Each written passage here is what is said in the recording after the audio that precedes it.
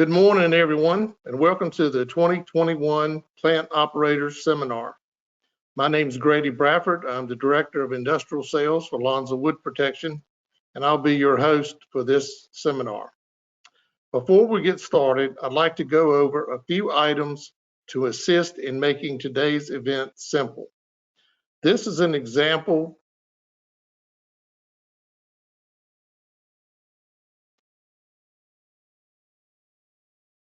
There you go. This is an example of the attendee interface. You should see something similar in your own computer desktop in the upper right corner.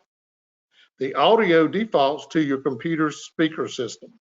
If you would prefer to join over the phone, just select telephone in the audio pane and the dial-in information will be displayed. You will have an opportunity to submit text questions to the presenter by typing into the questions pane of the control panel, which you may send at any time during the presentation. We will collect these questions and address them during the Q&A session at the end of each presentation. For those who need certification in the state of California, we will email you periodic quizzes, including a final exam after session 1 and session 2. The quizzes will come via SurveyMonkey. We will collect these and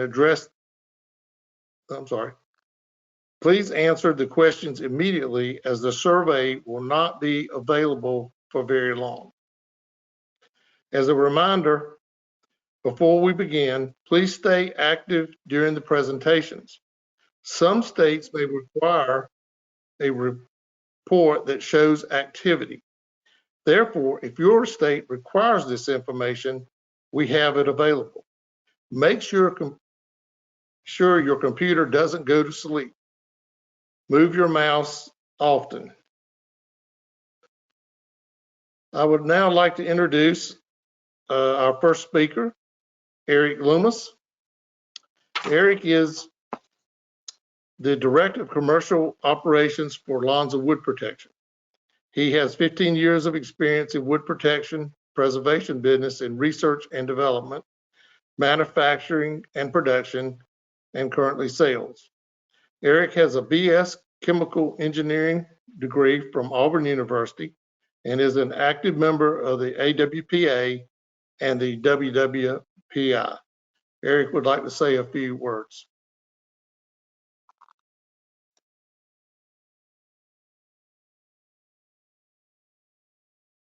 All right.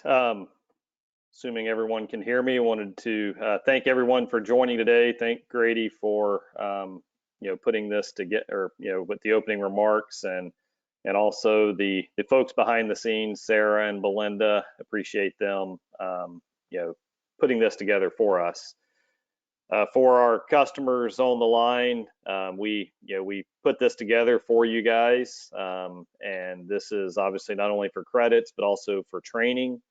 I think your feedback, your participation is the reason we do this, and the key for us to continue to offer this service and to do it in a manner that will suit you. So please take notes. Please don't be shy. Offer positives, negatives, updates. We may not be able to address it for this meeting, but maybe a comment or opinion that you have may help us in the future. So please take notes. Please put your questions in. Please offer your feedback. Quick update on Lonza. We're still going strong. I think most everybody saw a very strong year last year, and we're prepping for another one. We appreciate everyone's business and continue to strive to grow with our partners and our customers. With that, I don't have a whole lot more to offer outside of just welcoming everyone again. And at this point, I will turn it back over to our first speaker, or I'll turn it back over to Grady. Thank you, Eric.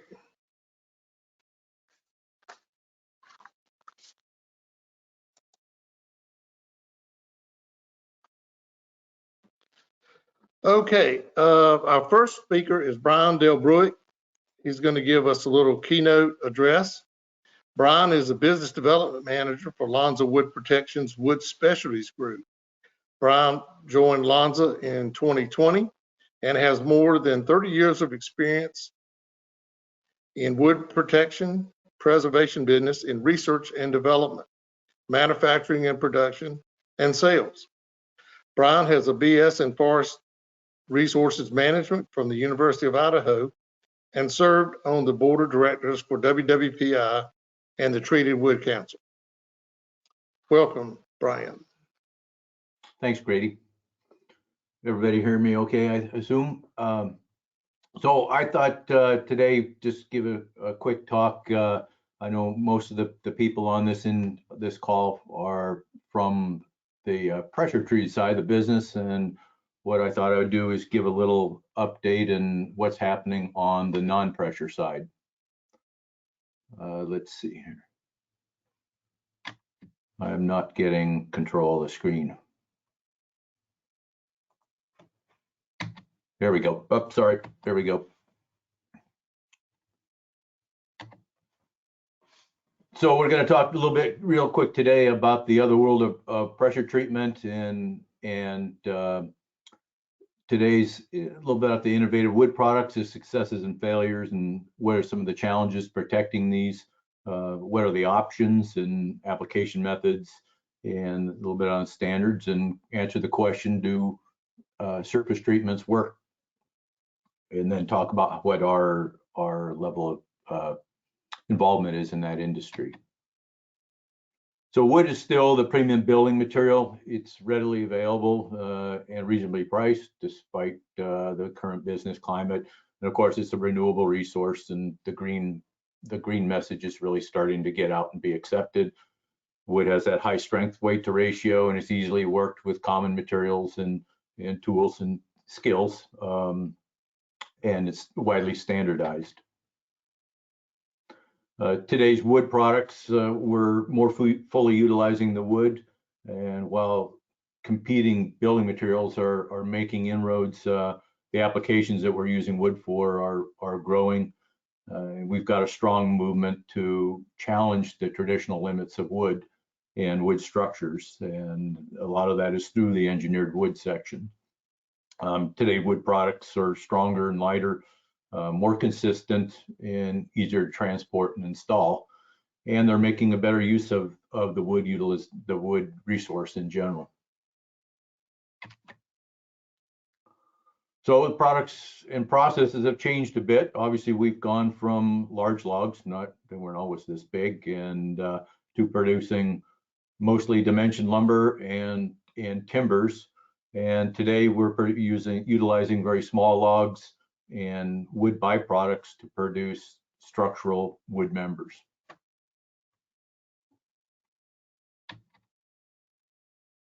We're also using wood in more applications, in more specialized applications.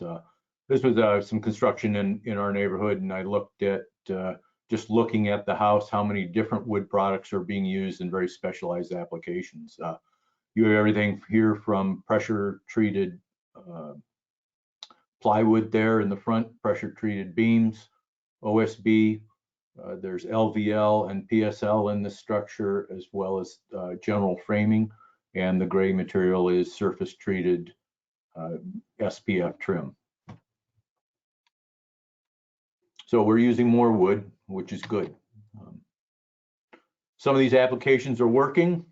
Here you've got a building that utilizes wood in a decorative and protective fashion.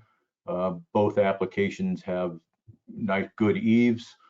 The building on the lower right's got good separation from the ground, and they both have a very high value, high quality protectant on there, protect from UV and water. So some of the designs are working, and some are not. Here you've got buildings that are missing one of the three legs of the stool of durable materials design and construction practices to make a durable building. You have two buildings here designed with no eaves, And really what they're relying on here is the total reliance on the performance of the wood coatings. It's kind of interesting, that lower right building there is the same one that has the giant eave that I just showed in the previous slide. So one side of the building looks well protected, the other side does not look like it's going to last for the length of the desired lifespan. Again, some other examples. This is some very new construction down in Eugene. Again, reliance there on the total reliance on the coating here. They do have some separation here, but I'm not sure that's going to last 50 years or what's expected out of today's lifespans. And these are all a lot of lessons that we still haven't that were learned in the past, and we're not bringing to the future here. We're not learning those lessons. Here's a building built in about 30 years old, and same problems: no eaves, poor flashing details, and non-durable materials. And this is a neighborhood that looks like the market value is about $800,000. So there are lots of successes. We've got some very exciting new building projects going on with primarily with the cross-laminated timbers construction. We're building, here's the Carbon 12 project in Portland that was built in 2018, 8 floors of wood construction. And another pretty well-known building here is the Brock Commons up at the University of British Columbia, which is 18 floors of University Residence Hall. And I believe they're building new structures. I think there's one up to 26 stories going to be built. So, what related to all this wood, it still needs protection. Today's innovative wood products still have the same susceptibility and limitations to decay and wood destroying insects, termites, fungi, and stain as solid sawn wood. So there is a need to protect this wood. One of the things that is kind of interesting is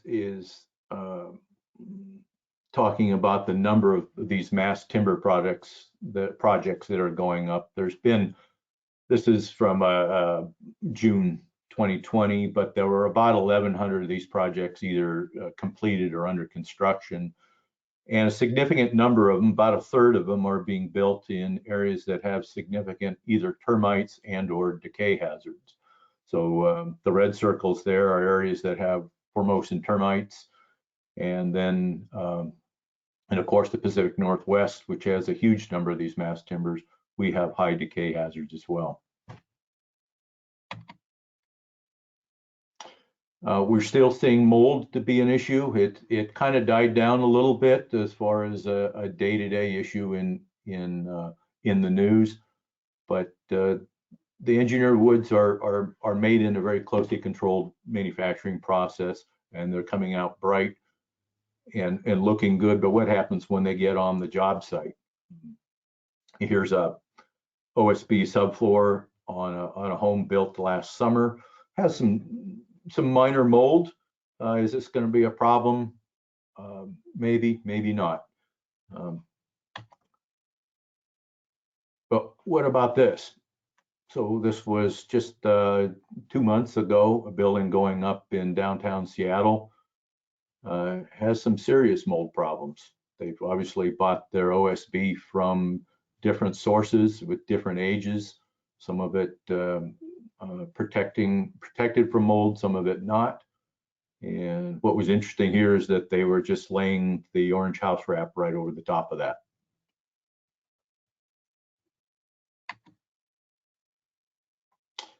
Mold can also be a problem on the feedstock going into engineered wood. So whether it's the solid sawn material going into glue lams or cross-laminated timbers, or veneers going into plywood and LVL and other laminated products, they need to be protected as well. So what are the options? Well, we're talking the different products we're talking about is a pretty wide variety of engineered wood products. We're looking at everything from appearance grade non-structural products like the trim, molding, millwork products that may be finger jointed. We're talking about the flake-based products like OSB, veneer-based products, and the solid sawn composites. So really anything from a trim product all the way through the main structural supports in what we would call a skyscraper today.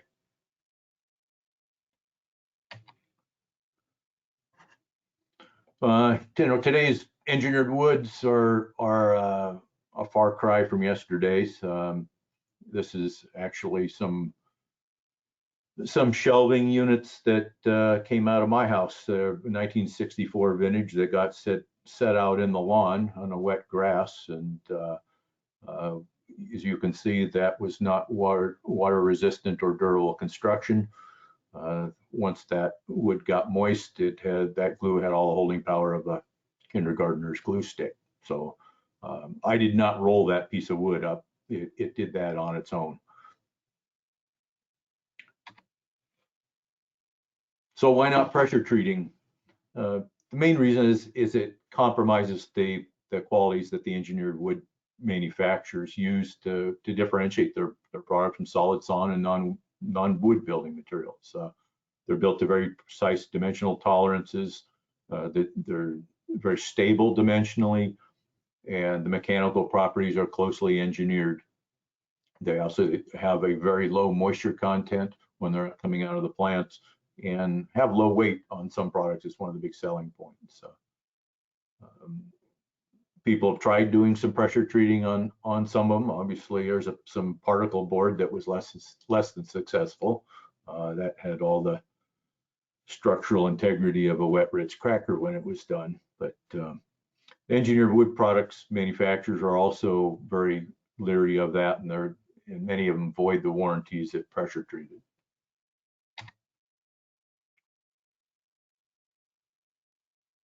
Here, let's see. I've lost control here, I think.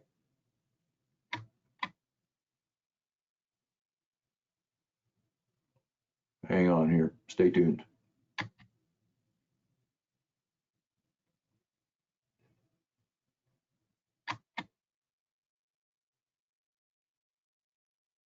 I am not getting any control here, Belinda.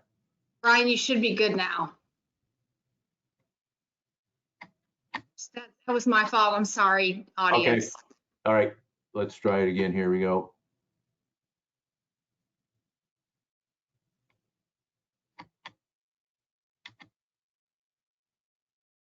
Well, I'm sorry, it says I'm controlled, but I'm not having any page down's not working here.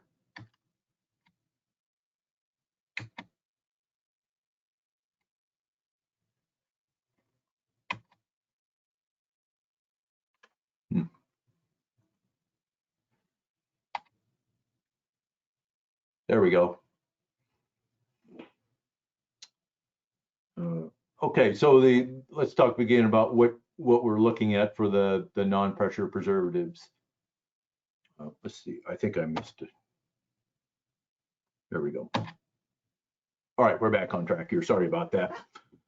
Let's talk about some of what we're talking about with the non-pressure preservatives. They have some general characteristics that differentiate quite a bit from what we use for pressure treating. Really, most of them are organic based, meaning carbon based and non-metallic. We do share some with the pressure treating industry, but generally the formulations are different. A lot of them they're almost all above ground applications, and most are a blend of different fungicides and insecticides designed for very specific levels of protection or against a particular species or pest. So we can do 3 different ways to put that. We can do a formulated pesticide, like on a label for an ASAP stain. We also do custom blends where because of labeling restrictions or other requirements, we'll custom blend in our in our factory and shipped directly to a site without inventorying it. And then we also have customers that will tank mix at their site, blend a couple of products together to make a formulated product on site. So what are some of the actives? There's a set of common actives across the industry between Lonza and other providers as well. One of the main ones is 3-iodo-2-propanol butyl carbamate. I'm sorry, that still has never rolled off the tongue for me. It's commonly referred to as IPVC. Propiconazole and tebuconazole are two fungicides, which you're probably aware of. Those are shared with the pressure-treated side. And then fenpropamorph is a agricultural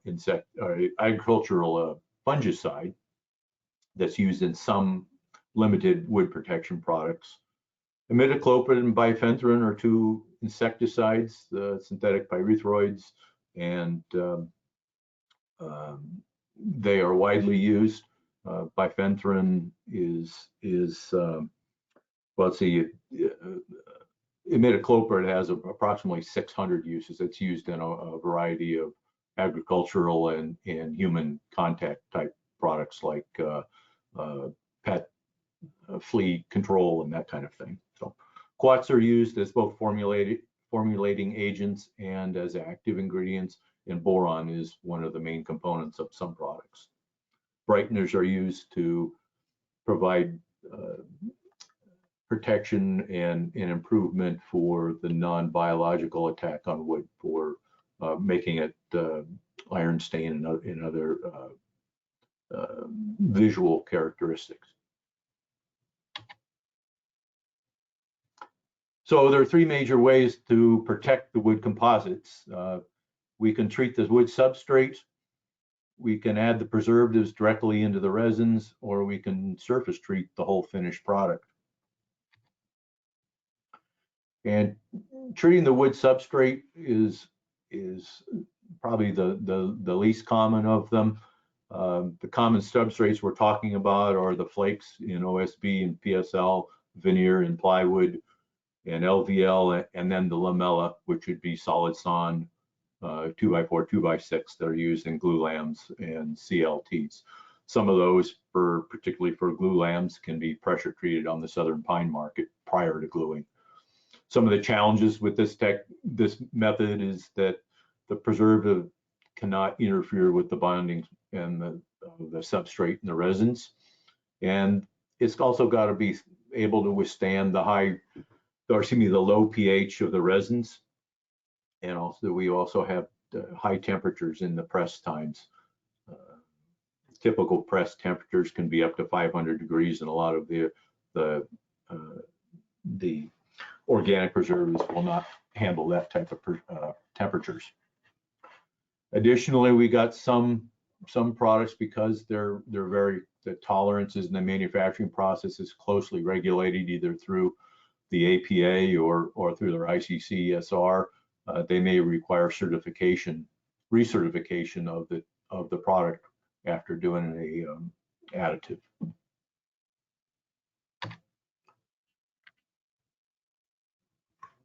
Let's see here, I'm not moving again. There we go. Oops, sorry.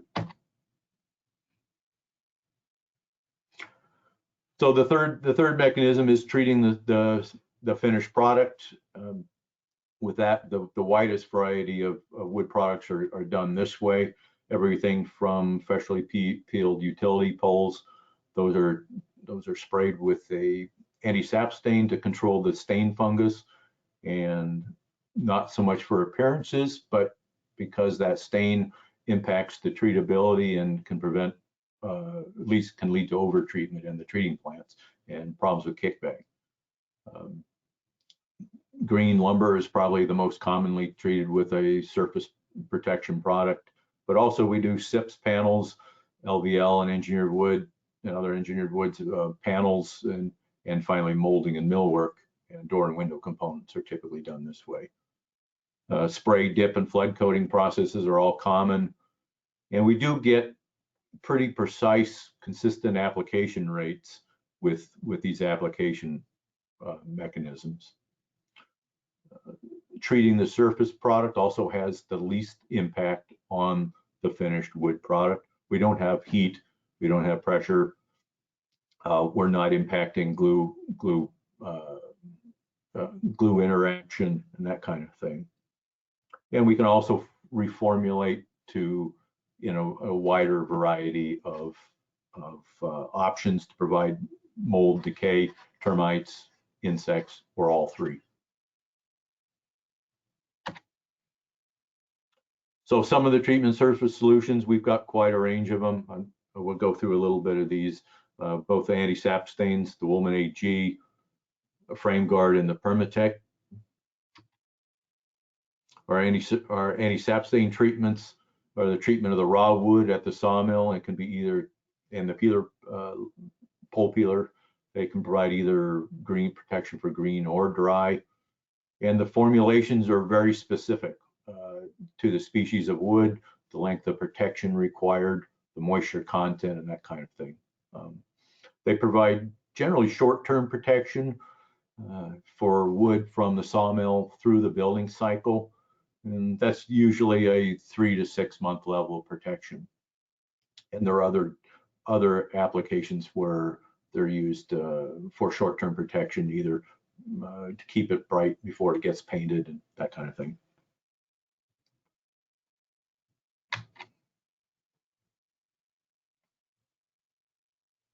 Woolman AG is perhaps a little different market focus. It's a tebuconazole and propiconazole and imidacloprid blend. PTI, which you might be familiar with, is an AWPA standardized preservative system. We use quad in there as a formulating agent. It is a metal-free. It's applied by dip or spray, most commonly the spray. It's used for interior applications for trim, door and window stock and millwork, and then can be used for exterior products from the side of the house, like you see here, if it's protected with a primer and then 2 coats of paint. It's a WDMA approved formulation for millwork. And here you can see these slides here show a picture of one of our customers here in Washington State. Belco produces a SPF trim product that is sprayed with the Woolman AG and goes right into the primer right after that, and then shipped to the job site where it will be finally coated at the job site. Frameguard is a propiconazole, IPBC, quat, and imidacloprid and borate based product. It's very robust formulation. It does protect against not only mold and fungal decay, but has a heavy termiticidal effect from both the imidacloprid and the borates. It's designed again primarily for interior protected uses, and we do a whole house treatment on with framing panels and eye joists and that kind of thing. You can be used in exterior trim if it's like the Woolman AG, if it's coated with 2 coats of paint. So it's typically a clear treatment, but can be tinted green to show the whole house, as an indicator of the treatment level. And one of the things that is part of our performance and whole house warranty protection is that we're offering is it's really a factory applied preservative system. There are lots of spray on and surface treatments that are done on the job site. Lots of those are done through as a remedial treatment when there's already a problem, whether it's from mold or they've got termites.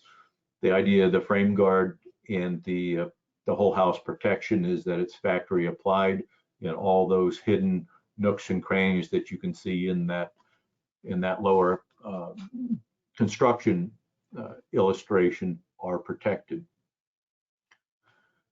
And we just looking down on that lower right there, you can see we talk about surface protection, but the products like Frameguard do penetrate to some degree on their own. This is a time illustration for borates and the Frameguard in OSB.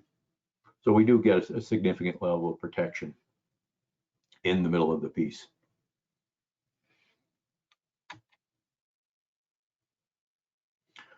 The last one is a surface treatment is a Permatec IM30 insecticide. That is a imidacloprid. It's a highly effective termiticide, and it's applied by spray and dip or glue line, primarily interior protected, and is used for products going off to Australia and New Zealand.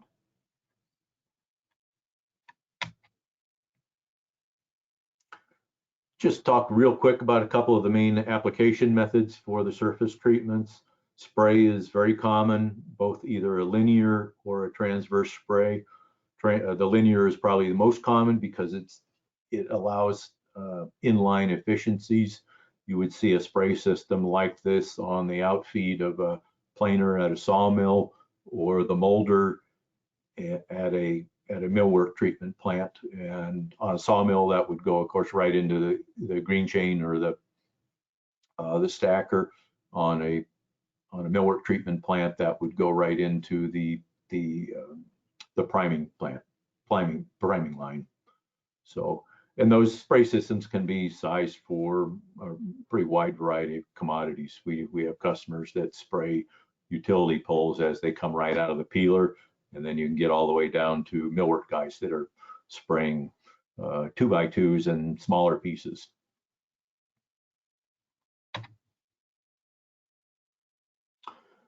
So dip is the other common application method. It can be done either bulk inline here, like on the left on a sawmill, or as a standalone process. There are a significant number of millwork treaters that also dip. And it looks very crude, but the application rates can be pretty carefully controlled. Both on a sawmill, we'll adjust that by the dip time and the solution strength. And even the millwork guys will use a very carefully controlled dip time and solution strength to get an application rate that meets WDMA standards.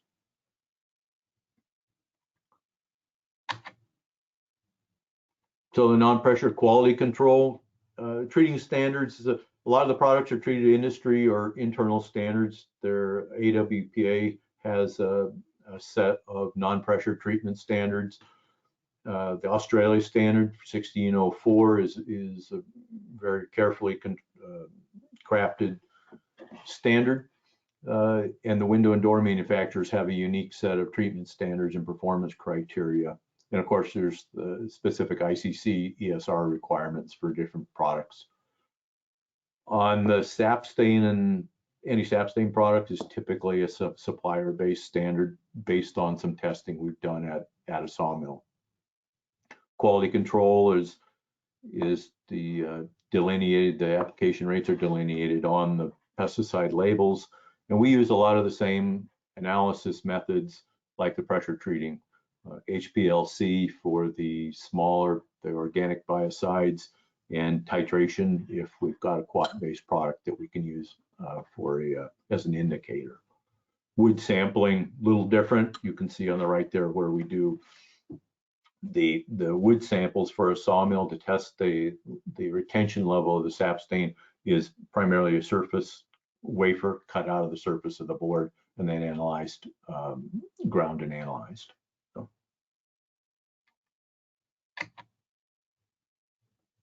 So I guess the big question that we're going to get from pressure treaters is, do they work like pressure treated products? The short answer is yes. The non-pressure treatments, we've got a great long history of proven field use. We do Lonza's expensive lab and field testing around the world. We have test plots in Australia, Hawaii, and Georgia, which are very severe environments for wood. And we do a lot of testing at customers, and that particularly the on-site, the anti-sap stain treatments. It's the sawmills have very specific wood sources, moisture regimes on their wood, and expected longevity of the protection. And so we do a lot of testing that are mill specific.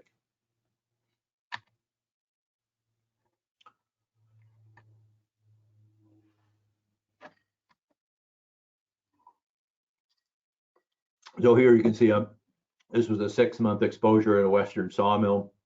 The controls are up on the right hand, or excuse me, the left hand side in the circle there. At 2 months, they're in the blue. You're definitely having some issues with mold. At the 6-month level, they probably got a pretty heavy claim. And then across the board there, the rest of them are different levels of treatments from Lonza biocides that provide different levels of protection. If a customer is looking for a 2-month level of protection, we've got pretty wide variety of biocides that will offer significant level of protection. When you get out to 6 months, you can see where really some of these are performing better. It's really a cost and benefits and how long people want to have that protection.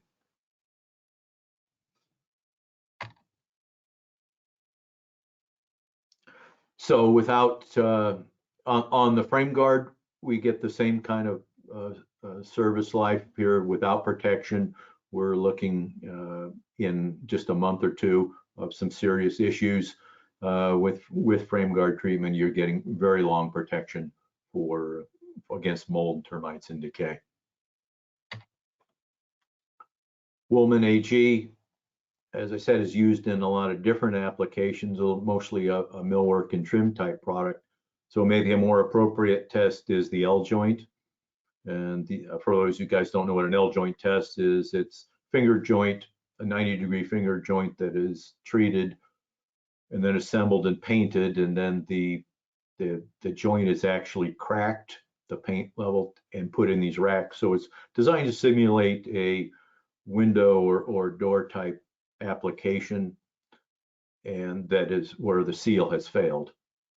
And you can see here from on the graph here, after when you get to a level of 7 here out of 10, you're typically seeing that's considered a structural failure. So you're seeing that on untreated here in this case at 4 years, and you're seeing with the protected product, you're getting out all the way out to 12 years and still seeing great service, even at very low retentions of 0.25% solutions.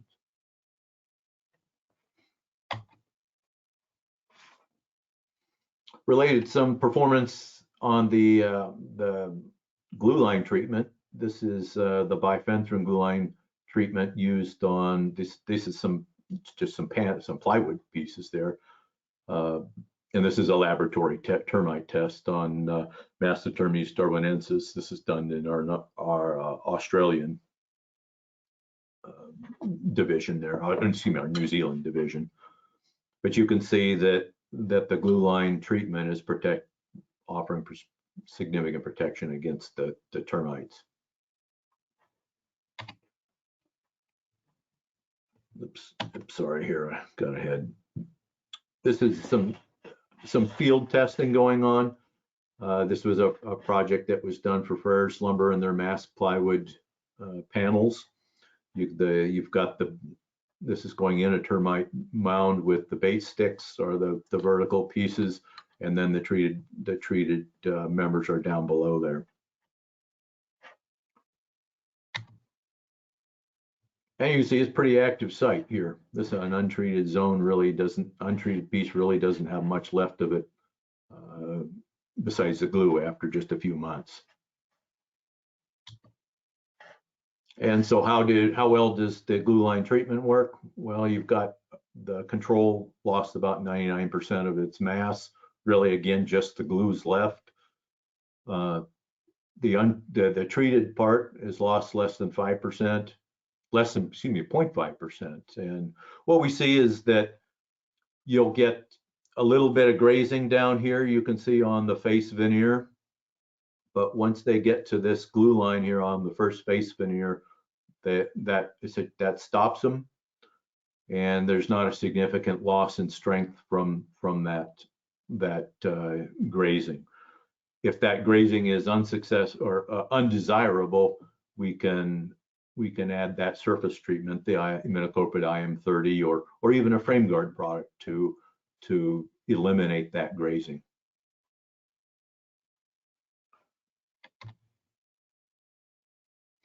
So just kind of finally, just talk about what Lonza is doing to support the other world of wood treatment here. We have the ability to develop some very specific formulations designed for the engineered wood. We have the in-house technical chemistry, the microbiology and the wood science in-house to develop these formulations. We have some very specific formulations that are unique to us, or encapsulated by Fenthrin is a unique process that other people do not have. And we also have the application expertise in-house. Our full service marketing staff that services the pressure treating side also does quite a bit of work on the non-pressure service support.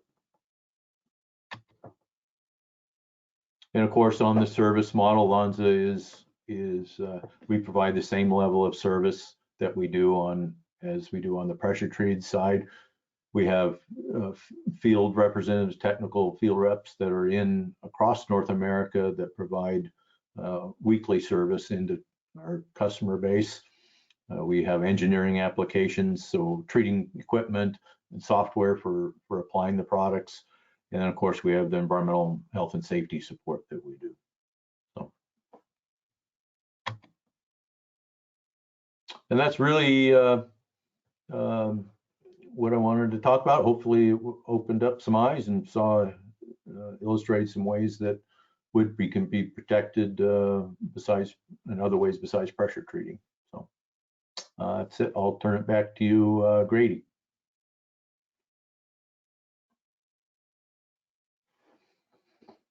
Thank you, Brian.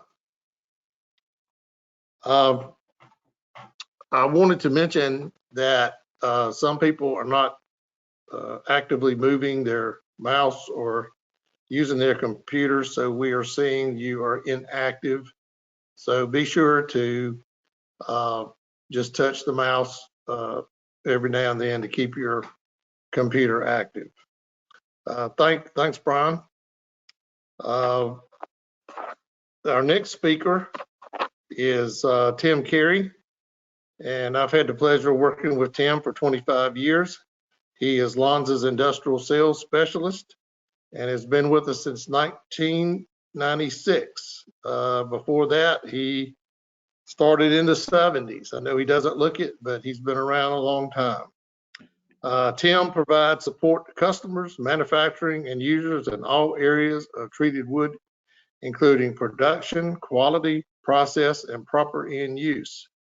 Along with serving customers, Tim has had several articles published in technical journals and serves as the industrial representative for the United States in SIGRA, which allows him to travel all over the world, although not lately. Tim recently had an article published in the Forest Products Journal that he co-authored with Dr. Mike Barnes over at Mississippi State that I'm looking forward to read one day. Tim is active in many industry associations, very active in AWPA, SPTA, TWC, the Treated Wood Council, and ANSI, which writes the specifications for utility poles. Tim received his undergraduate degree from the University of Georgia and his BA in management from Georgia State University. Tim will be speaking with us about the enemies of wood. Tim, it's all yours. All right, thanks, Grady, man. And we'll get started here. We'll talk about what the enemies are. Well, obviously, we've had a little bit of an introduction there in Brian's talk. So it's like we all have to fight the enemies of wood.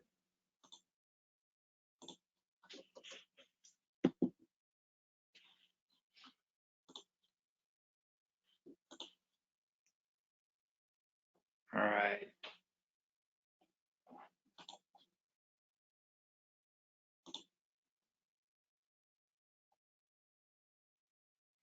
Am I doing something wrong here? Because it's not moving. Ah, there we go. Okay, the biggest thing to always remember is that wood is not alone when it comes to enemies that attack it. All building materials, whether it be concrete or metal, you have spalling on concrete, you have corrosion on steel and various forms of metal. So it's not like we're alone in having to deal with enemies to performance. And when we get into it, we start talking about some of the non-biological wood deterioration and degradation problems, and includes mechanical damage, which can happen in the handling process, weathering, which is the environment that the wood is placed into. Then also you can have chemical and heat damage, once again, based on the environment and the exposure that the wood may have.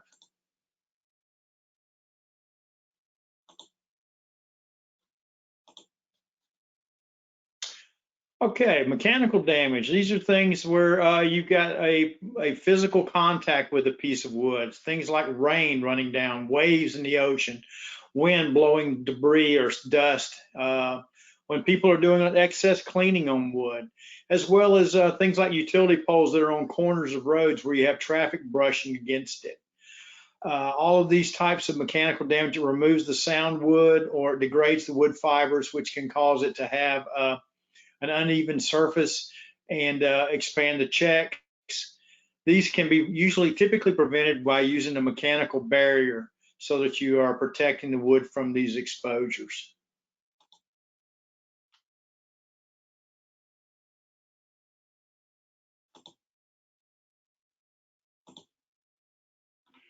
Here's an example of UV weathering, which I'm sure most everybody has seen, where the sun actually starts causing a breakdown of the surface of the wood. And one of the problems with this is that obviously now if you get deep enough, you're going to get beyond the protection of the preservative system.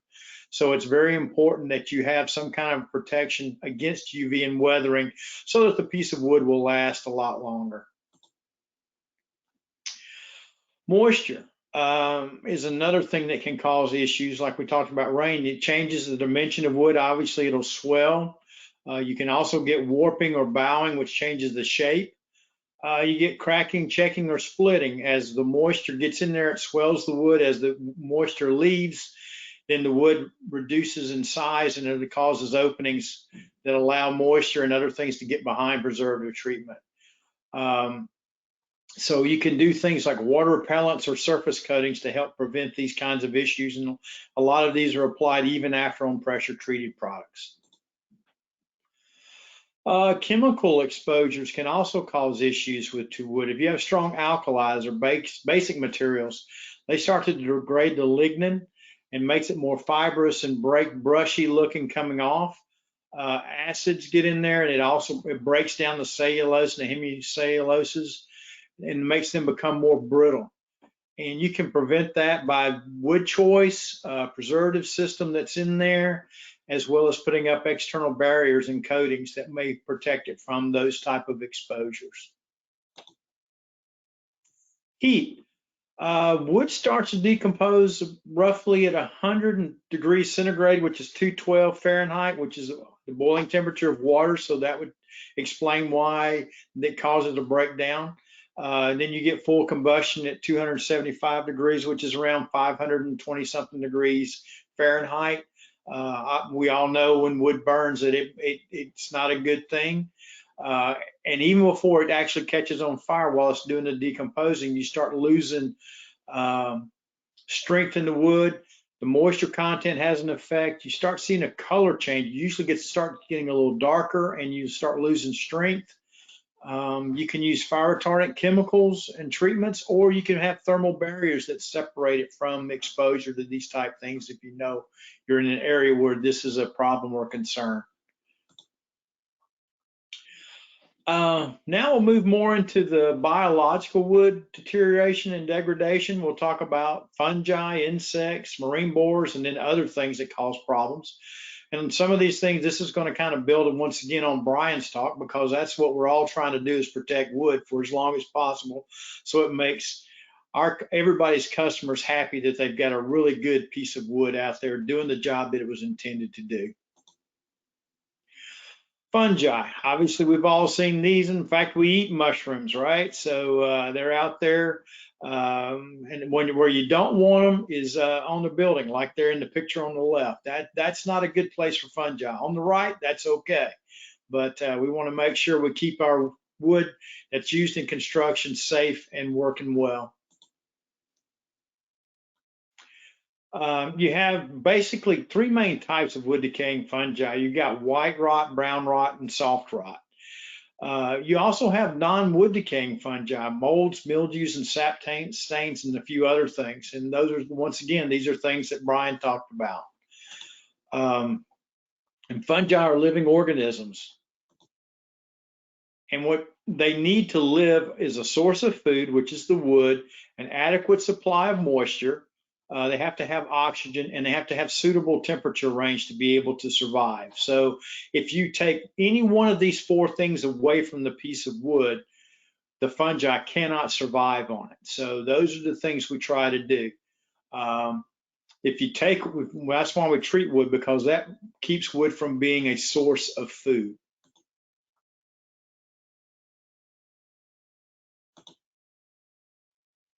And when you start talking about fungi, you're looking at the fruiting body, which is like the mushroom, the things you see on there, the possum ears, dog ears. Everybody has a term for those things on the surface. When you see that, you know that you've got a problem. But the real destructive part is the stuff that's harder to see. They're the microscopic filaments called hyphae, and that's what actually gets down into and breaks down the cells on the inside of the piece of wood, allowing the fungi to digest the wood. And here's a good example of what healthy cells look like in a piece of wood. You can see it's well structured. All the things are solid, except for the holes in the cells in themselves, which allow for flow of liquid. Then when you get decay, this is what happens. The fungi actually break down the solid wood that makes up the cell wall so that it deteriorates, and that's why they become weak. And you see the crushing and the falling apart that we saw in that piece that was on that side of that building earlier. But this is what you don't want to have. And here are the three types of rot: brown rot on the top, white in the middle, soft rot on the bottom. We'll talk a second about those. Brown rot, it attacks both the cellulose and the hemicellulose, and the wood turns brown. Obviously, that's where the name comes from. Probably the biggest thing you notice on brown rot is you get the checking pattern. It almost looks like it's been sort of smoked or sort of heated up, and causes it to crumble. And it's the predominant decay that you see in softwoods. And it's pretty fast acting, which is also kind of scary as far as weight and strength loss. White rot mostly attacks the lignin, which are the structural materials that keeps the wood cells together. And obviously it has a white look to it. It has fibers or stringy. And it mainly attacks hardwoods. It's much slower, but by the time it gets done doing what it's going to do, it's a much more complete weight loss and strength loss. Soft rot, it's a surface decay, and it just continues to soften up the surface, moving slowly to the inside. And you'll notice that the wood does become dark and it becomes soft. And usually what it does is it makes it the surface of the wood more permeable for these other types of decays, whether it be the brown rot or the white rot. So soft rot is a lead-in decay organism. Molds. Brian talked a little bit about these. One of the things we try to stop. They grow on surfaces of both soft and hardwoods. They typically have a pigmented hyphae, which means it gives them color. They eat the nutrients on the surface. They typically don't affect the strength of the wood, but they often are a conduit to these other more destructive types of organisms. Here's what molds typically look like. You can see white molds. You'll see yellow, gold, brown. There are a lot of different colors of molds that appear on wood. Sap stains, Brian talked about them, and one of the big concerns is the fact that when you have sap blue stain in particular in wood, it allows for the wood to absorb way too much wood preservative than is necessary, and it becomes difficult to remove it out. So you lose your treatment control. So that's why controlling blue stain is such an important thing in a treating plant, and why you want to pre-treat a lot of material if it's going to be around very long, especially in the south. And I'm sure out on the west coast is going to be the same thing when you get on the other side of the mountains towards the coast. But it grows all in the sapwood. It has pigmented hyphae again, so like you have your blue stain. It uses the food that's stored in the wood cells, so it opens them up so that other decay can get in there, as well as allowing too much preservative to go through there. They're significant because they do grow fast. I know I've seen places where in 24 hours you can have blue stain going through stuff. And while they don't affect strength, they do allow decay organisms easier access, which does affect the strength. So when you see blue stain, you know you're getting ready to have trouble. Here's a good picture. As you can see, there are some bright pole sections as well as some with blue stain. And when you have blue stain that allows the preservative to go that deep and move all the way through there and overload those particular areas, the areas that don't have blue stain won't have as much preservative as they might possibly need to protect themselves.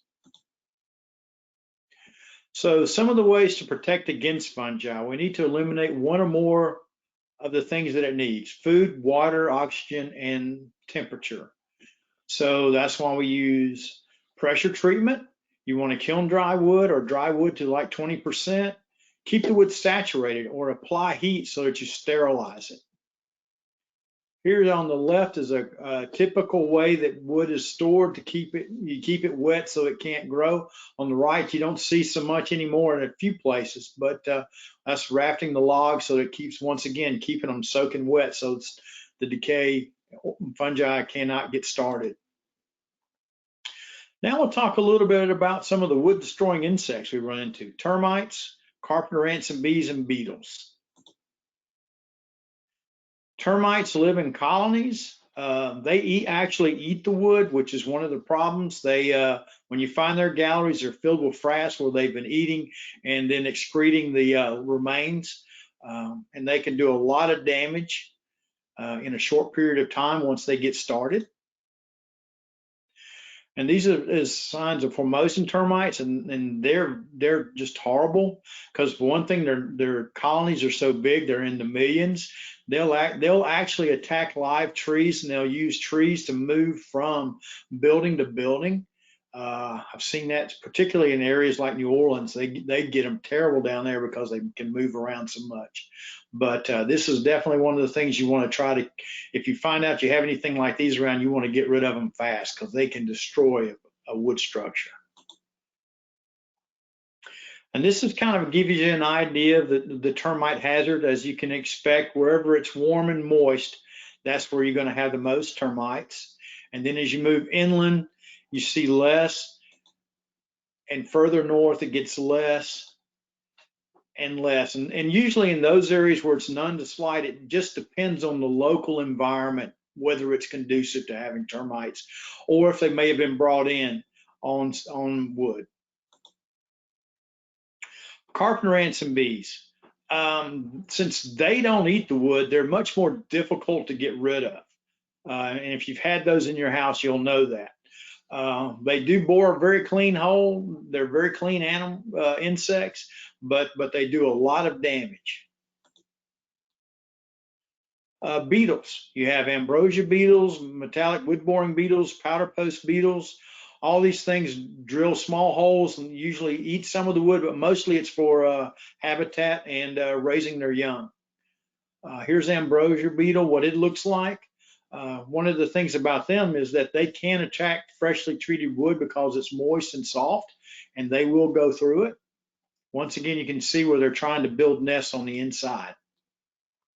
A buprested beetle is very small. Here you see the small hole, but when you get inside, it makes a huge chambers of tunnels up and through the wood. U-house borer. They're one of the ones that in the larva state, they can actually survive pressure treatment. So they're also one that you definitely want to be aware of and keep an eye out for. Powder post beetle is one of those ones that runs, it seems like they're everywhere, which is another reason why for keeping things well treated and keeping them dry. So that once again, they live in the piece of wood and raise their families there. Some of the preventions that we have, obviously chemical treatments that with insecticidal properties to them. As we talked about, ponding and sprinkling and keeping them so wet that they can't stay in there without drowning. Wire mesh or sheet metal shields, those are a little more difficult to handle, to do with. Painting them sometimes can keep them out. Heat treatment's probably one of the better ways to kill them, and also sterilizes the wood and keeps other things from getting in there too. Now we'll talk about marine attacks. We have shipworms, pholads, and limnoria. Shipworms are very interesting. They're very soft-bodied, but if you can see on the ends, the head is like a drill bit. And they bore, once again, they're another one that bores in, and they live in there, and they use the wood for food, but they can go all up and down through a piece of wood with that borer head that they have. Pholads are a mollusk, and they're very tough, as you can see here. Not only can they go into wood to live, but they also can go into rocks and coral and other structures in the water. So they're another one that if you get them started, they're very difficult to get under control. Limnoria. You know, for something that looks like a little pill bug like that, they do a lot of damage. They're the ones that make the hourglass look on piling, and that's all within the tidal zone area. And they use once again the piling for both shelter and we think for food as well. And they can reinfest. They just keep moving around and moving from one pile to the next as they look for the sapwood to be able to more easily destroy and find a place to be in the pile. Right now, the main ways that you can treat marine wood is CCA, ACZA, and creosote or dual treatment. Dual treatment's almost impossible to find anymore, just because of the environmental concerns of blending metallic preservative with creosote. The other thing is to do physical barriers, and we've seen more use of those lately, of either paint-on types or seal-on types that will help protect, especially in the areas of the tidal zone. Talk a little bit about bacteria. They're usually in water areas. They attack the sapwood. And once again, they're another one of those things that helps the fungus get a hold on the piece of wood to be able to get into it. The other things we have are woodpeckers. So you have to be careful of those. Cows and bison. They don't eat or do anything other than maybe they may crib on it like horses, but they mostly rub against it and wear the posts down and wear them out. Then we have what people do to wood. They can do a lot of silly things that can cause the premature failure of wood, such as overextending its ability to survive. And that's kind of it for this section.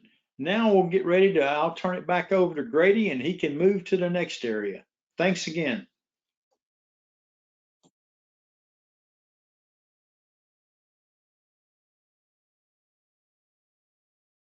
Thank you, Tim. I don't see any questions in the chat room, so we'll move on ahead. I'm going to be the next speaker. And the title of my presentation is Using Preservatives to Protect Wood Products. So I'm going to give you a little history lesson about preservatives in the past. Let's see if I got control here. One other thing that is important is that following my presentation, we'll have a 15-minute break, bio break.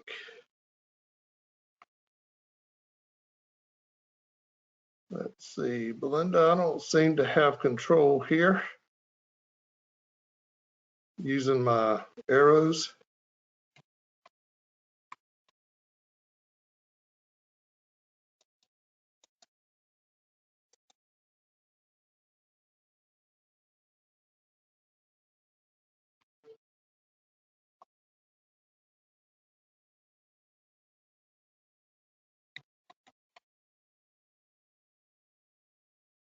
see here.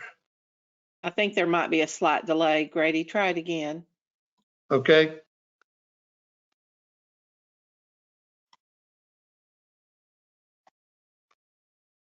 I'm trying and it's not moving.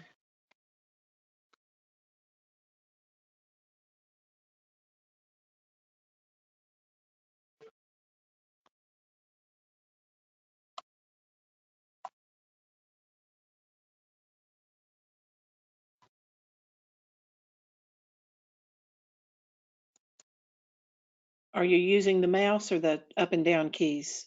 Up and down keys. Try your mouse, see if that works.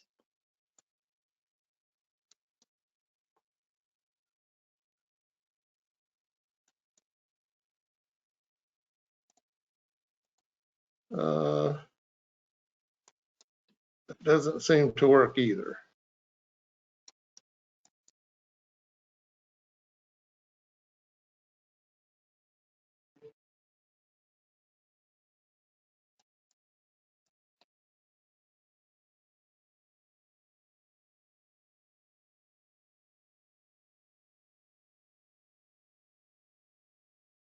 Okay, Grady, I'm gonna let go and then you need to try again, okay? Okay. Sorry, audience.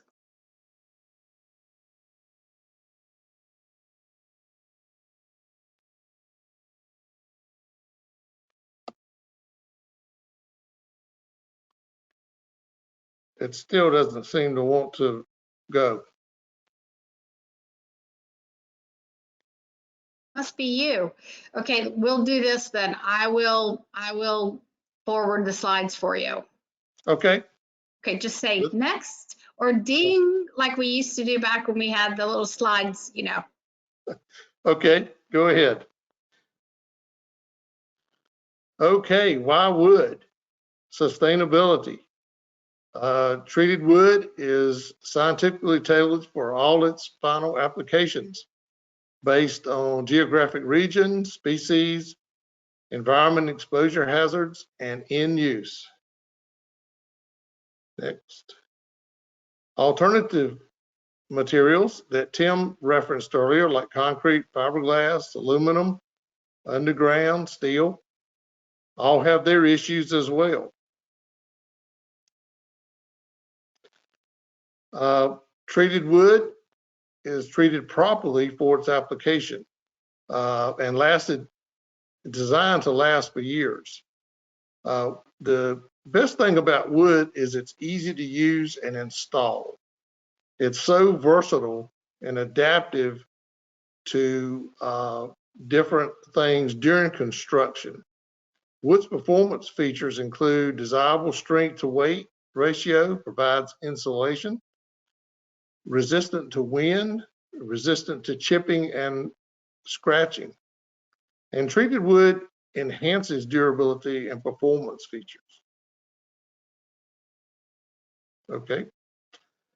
Early efforts. We're going back to the 1800s.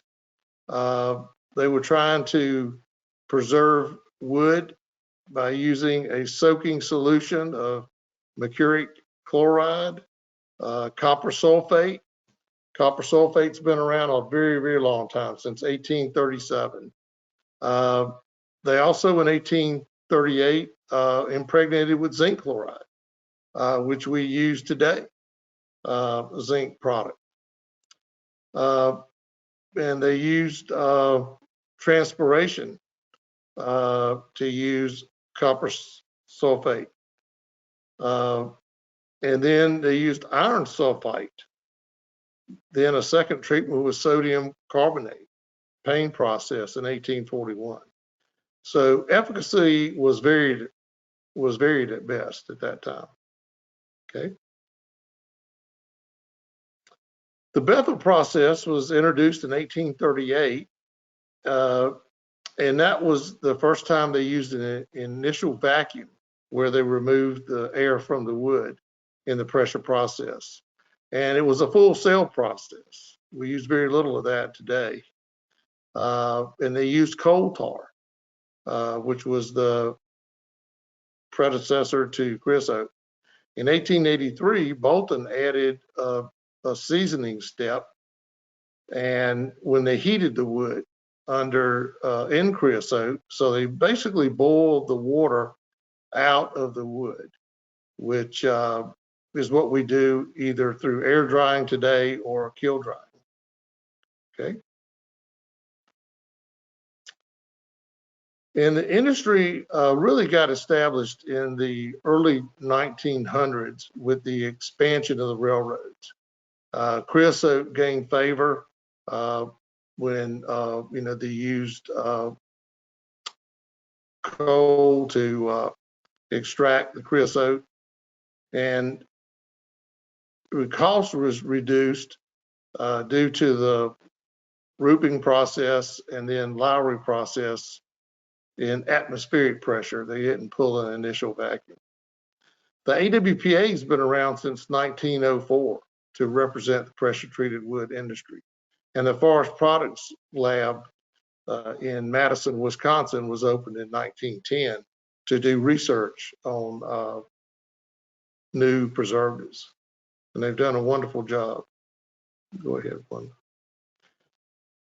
There are a variety of preservatives in use today, including creosote, penta, copper nap, copperate, quinolinolate, and most recently DCOI was added to AWPA on the oil-borne side. On the waterborne, we have CCA, ACZA, ACQ, although ACQ is not used anymore because of the availability of quats, copper azole, either type B or C, dissolved or micronized. Metal-free products, Brian talked quite a bit about them, and a few others. Okay. Creosote was introduced to treat railroad ties and has done a wonderful job doing so. It is a restricted use pesticide. It's continued to be used in the United States, where it's been taken out of service in some countries. It's a dominant preservative used in hardwoods for railroad ties. Also used on utility poles, piling, and bridges, although we're seeing less and less outside of the railroad tie business. It's still used quite a bit in utility poles in Texas area in particular. Ground contact and fresh salt water immersion uses are approved, and it can be used. SBXO, creosote with boron, as a one-step or two-step option. There are several tie treating plants using the SBXO today, and we make that in Conley, Georgia. Okay.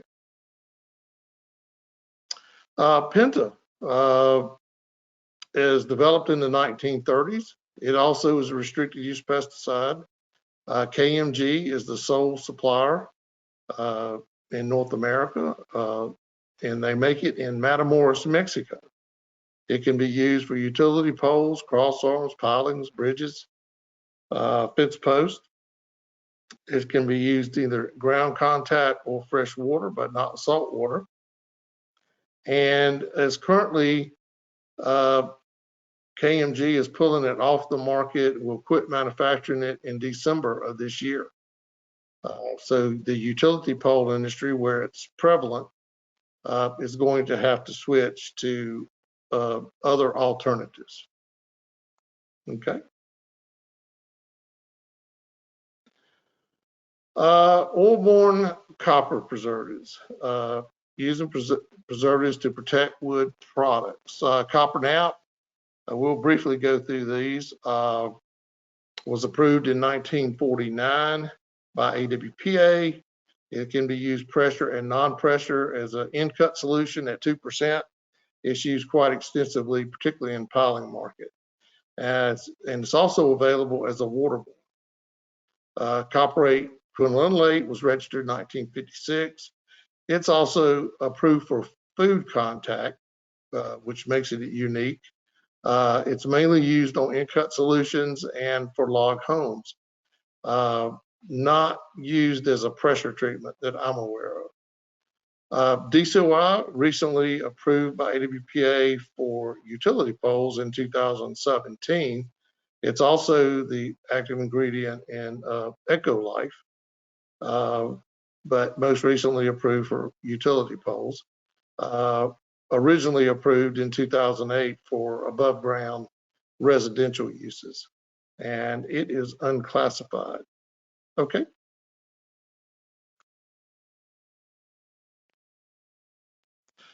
Okay, CCA, my favorite preservative, is made up of 3 metals: chrome, copper, and arsenic.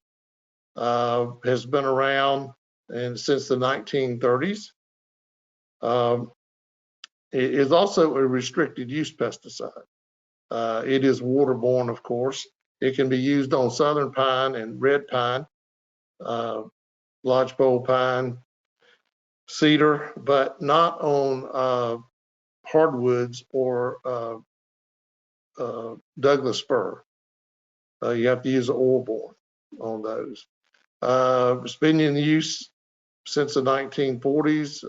It can be used for just about anything, although there are restrictions on use by the EPA, but mainly use 0.60 and higher for freshwater immersion and other industrial uses. It was 80% of the residential market prior to the transition in 2004, but not today. It's actually restricted or banned in some countries, but yet dominant in others. For example, it's not allowed in the European Union, but it's the predominant preservative in New Zealand.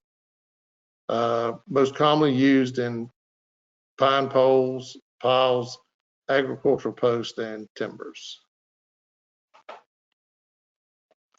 ACZA, predominantly used on the West Coast, is ammoniacal copper zinc arsenate, made up of copper, zinc, and arsenic.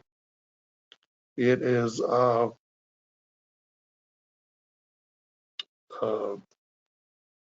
reading something here. It says the audio is cutting in and out. Must be the weather. It was developed as ACA in the 1920s, and zinc was added in 1980s. It was 50% copper, 50% arsenic, and now it's 25% zinc and 25% arsenic. And borates can be added to boost protection in the heartwood area. It is also a restricted use pesticide, mainly in use for ground contact, fresh and saltwater immersion. Most of the piles on the West Coast, Doug fir, use ACZA. Primary uses are marine piling, there are Douglas fir utility poles, Douglas fir and hardwood railroad ties, piers, agricultural posts, and laminated materials. Next. Okay, ACQ, as I said earlier, the quaternary compound is not available at the moment.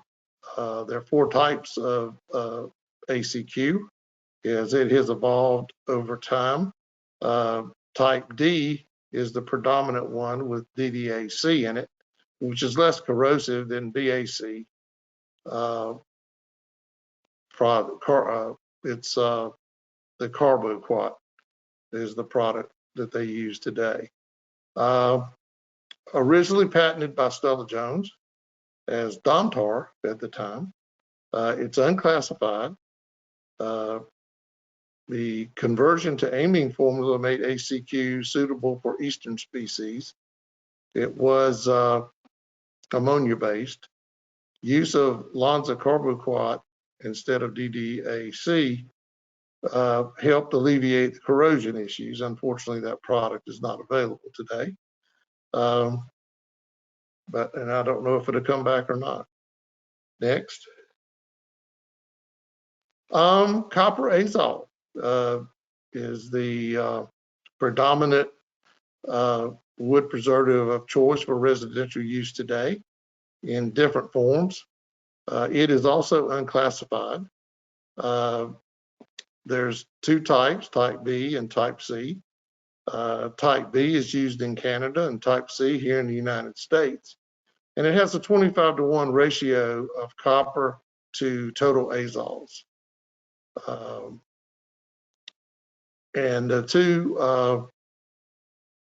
azols that are used predominantly are tebuconazole and propiconazole. The dissolved formulation was developed by Hickson, which was in the 90s, which was then purchased by Arch Chemicals and then Lonza. And now we have a new owner, Bain Capital and Sinbin, I think. It's AWPA approved and has used mainly on the West Coast on hem fir. Micronized copper has replaced dissolved mainly in the East for use on southern pine. And it is a dispersion rather than a solution. And it's not, the copper is not soluble. We use basic copper carbonate to make it. And it's widely used on easy to treat species like southern yellow pine. The preservative is found in all of the treated wood at Home Depot and on the wide boards at Lowe's. And it was approved in 2017. Seems like longer. Okay, Belinda. The metal-free products, again, Brian discussed some of these, PTI, and he went into discussion about that. It was also developed by Arch during the 1990s. It's approved for above ground use and has been listed by AWPA and WDMA in their approvals. EL2, also known as Eco Life, is developed by Viance. It's DCOI and imidacloprid is the combination of that product. It's approved for above ground use as a waterborne, but it has been approved for in-ground use for utility poles and cross arms, above ground cross arms in an oil-based product. And it was approved by AWPA in 2017. SBX is boron, 98% boron. It's unclassified also. It's for interior use only. Excuse me. It's AWPA approved, but if you use it exteriorly, you need to protect it with a primer and 2 coats of paint. Okay. There's some others. I don't believe they are used commercially today. One's copper HDO, KDS, and KDS type B. We don't need to go in those details. Then there are many additives for treatments to protect treated wood. I'd say the most common one is the moldicides, of which there are several. The two mostly used are OIT and MIT, and they're used to control mold on the wood prior to and mainly after treatment. I know CCA has issues with black mold, not so much today, now that we've gone to all industrial. Colorants, very popular on the West Coast, on hem fir. Penetration enhancers, there's a lot of those around. You're probably familiar with Baramine and MEA. Treating aids, eases the treating process. One is defoamer. We use those quite a bit in very small amounts. It doesn't take much to knock the foam out of there as a surfactant. Corrosion inhibitors are used on some products that may create some corrosion, like copper azole, for example. But there's you can use in small amounts a corrosion inhibitor to prevent that. Pre-stains, mainly used on the West Coast, are sprayed on the wood prior to treatment, rather than the colorants discussed before, which go in the work solution with the preservative. Water repellents, widely used, are used to minimize swelling and shrinking of the wood.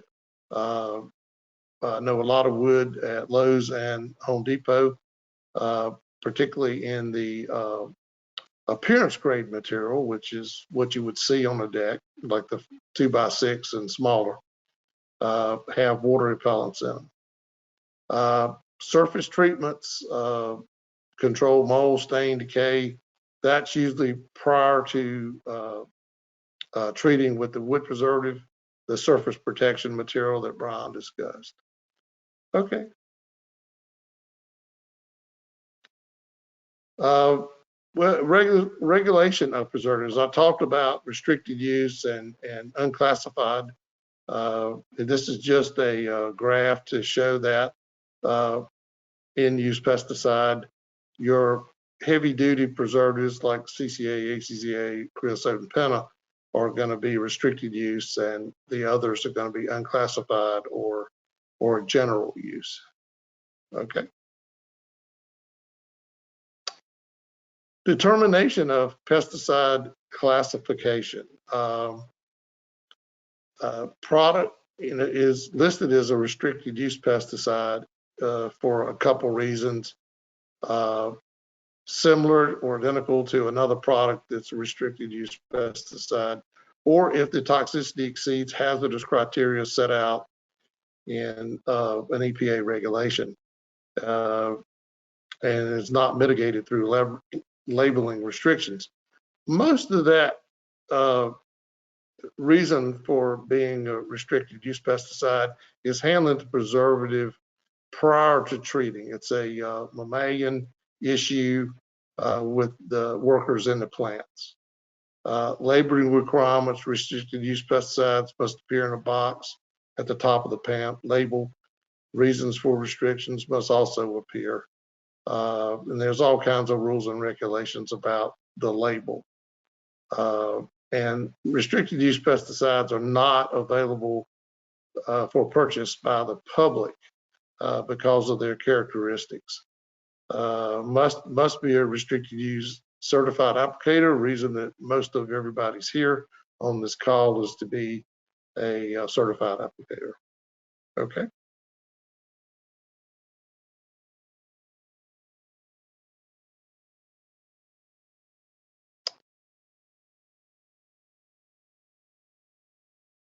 Okay. Anyone who applies or supervises the use of restricted use pesticides must be certified and know how to apply restricted use pesticides properly and effectively. Also, sellers of restricted use pesticides must have a registered pesticide applicator in the state of sale, which we all do. EBA sets the minimum standards, and certification is completed at the state territory level, must be certified in each state where the restricted use pesticide is applied. And that's what we're doing here today. So is get those credits for that renewal of your applicator's license. Okay. Okay, let's change gears a little bit. What is a pesticide? Any substance or mixture of substances intended for preventing, destroying, repelling, or mitigating any pest. Use as a plant regulator, defoliant, or desiccant. Use as a nitrogen stabilizer. Includes household cleaners, insect repellents, weed killers, pool chemicals, toothpaste, and numerous other products found in nearly every home. They're widely used products. Okay. All right, there are 4 categories of toxicity and signal words. Number 1 would be danger. Number 2 is warning. 3, caution. And 4 is none required. And a toxicity exposure, what does that entail? Well, that's acute oral, acute dermal, acute inhalation, primary eye irritation, primary skin irritation, and dermal sensitization. So any of these can move a product up or down in the toxicity category.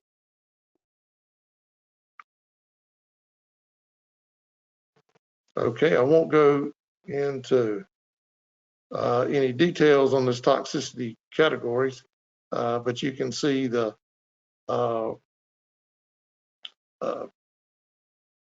numbers are pretty small to get listed as one of these acute areas. Okay. Here's an example of a label, and this would be for CCA. There's a restricted use pesticide statement, which you can see there is danger for CCA.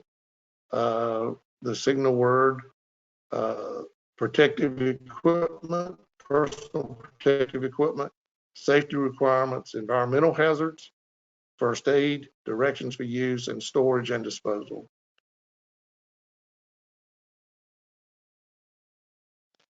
Here is an unclassified label, which is Woman E, which is micronized copper azole type C. There is no restricted use pesticide statement because it's unclassified. There is still a signal word, danger, personal protective equipment, safety requirements, environmental hazards, first aid, directions for use, and storage and disposal. Okay.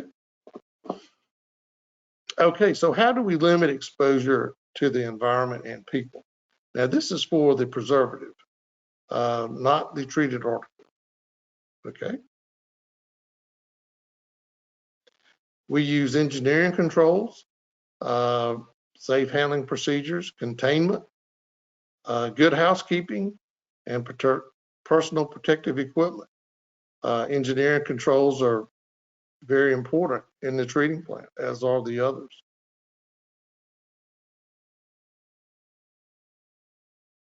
Okay, examples of engineering controls. One is the purge, where you, also known as crack and vac, where you empty the cylinder following the charge, and you have to empty the cylinder twice, volume-wise for air. Everyone is doing that. Final vacuum, total final vacuum must exceed total initial vacuum, meaning you must pull a higher final vacuum than initial vacuum. Cylinder door replacement, no more bolt-on doors. They're a thing of the past and need to be replaced with automatic doors. Material on the drip pad falls under RCRA. Subpart W requirements must be drip-free before leaving the pad. Door pit requirements. Cylinder openings and door pits must use grading and additional measures such as sumps, dams, or other devices which prevent or remove spillage of the preservative. Door opening and cylinder maintenance. Only personnel wearing specified PPE are permitted within 15 feet of the cylinder opening door to ventilation. Of course, that can be done with the crack and vac. Treated material removal, mechanical methods must be used to place and remove the bridge rails. A lot of people have a ram that raises it now. Picture of automation in plants today. I'm sure most of you are very familiar with this. We'll move ahead. Safe handling. This is on the label. Be sure you're familiar with the restricted use pesticide and storage and disposal if it has a RUP designation. Okay. Personal protective equipment. If you're working in a plant, you'll be familiar with this also. Long sleeves, gloves, respirator if needed, socks and shoes, impervious to liquid is a must. Full face shields are sometimes used.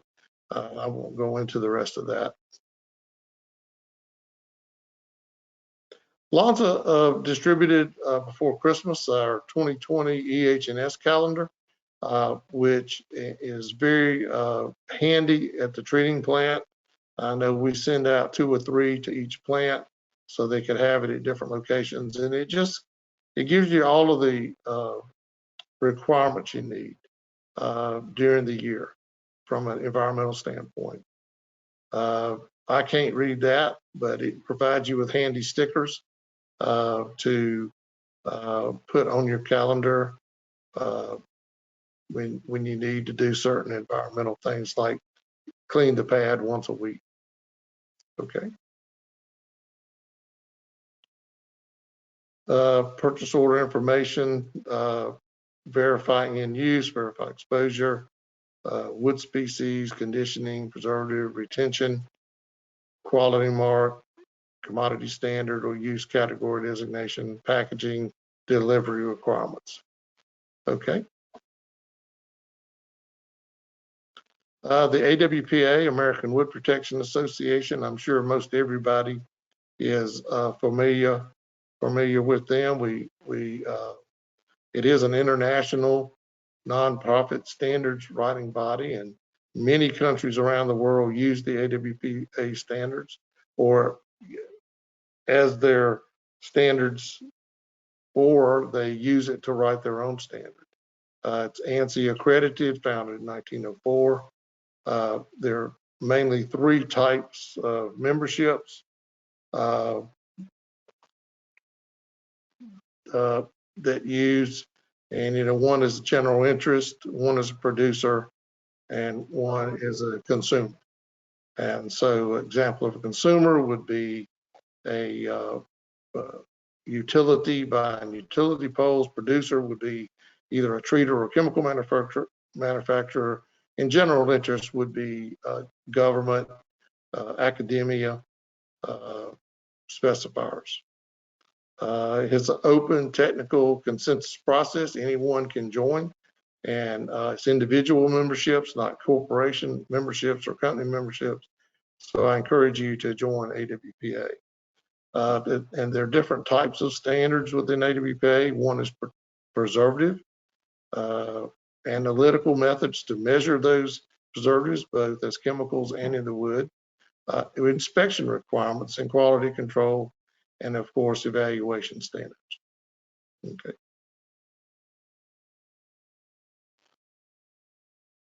More about AWPA. Committees operate under strict procedures. They use Robert's Rules of Order. A complete specification consists of wood protection system, suitable treatment process, and established minimal acceptable results of the process. And product must gain committee approval for active ingredient composition, the carrier or solvent physical properties, treatability, laboratory field efficiency, strength, corrosion, etc., and must be reaffirmed after every 5 years. And because of all these things, it takes about 7 years to get through the approval process. The minimum's 3, but our experience is about 7, particularly with the field testing. Okay. The different preservative committees, treatment committees, and special committees. Preservative committees, of course, look at the properties of the preservatives. The treatment committees look at different commodities and their efficacy in the field and quality control, etc. And then there's some specialty committees looking at plant operations, not really specific to any one preservative, but overall. Okay. Retentions are determined based on a variety of accelerated testing. Brian showed a picture of a field test. This is similar to that, the L joint in particular. And we're looking at trying to accelerate the exposure against an untreated control. So you can see pretty quick if the product is going to work or not. Okay. The use categories. The AWPA earlier used C standards and then switched it over to use category standards like the rest of the world. I like the C standards, but I grew up with it. But I'm learning more and more about the use categories, and you can see that there are 6 of them, and that's what we use today. Interior dry, interior wet, UC3 is above ground, exterior UC4 ground contact, and then UC5 is marine use. And then there's one for fire retardants, UCF. Okay. Okay, that's the end of my presentation. I thank you for your attention. Grady, we have a question. Okay, Is creosote truly oil-borne like penta and copper nap? creosote is a coal tar distillate, so it is not made from oil, petroleum. It's made in the coking process where they're making coke for steel mills, and it is a byproduct, just like pitch and other products that come off the coking process, like creosote.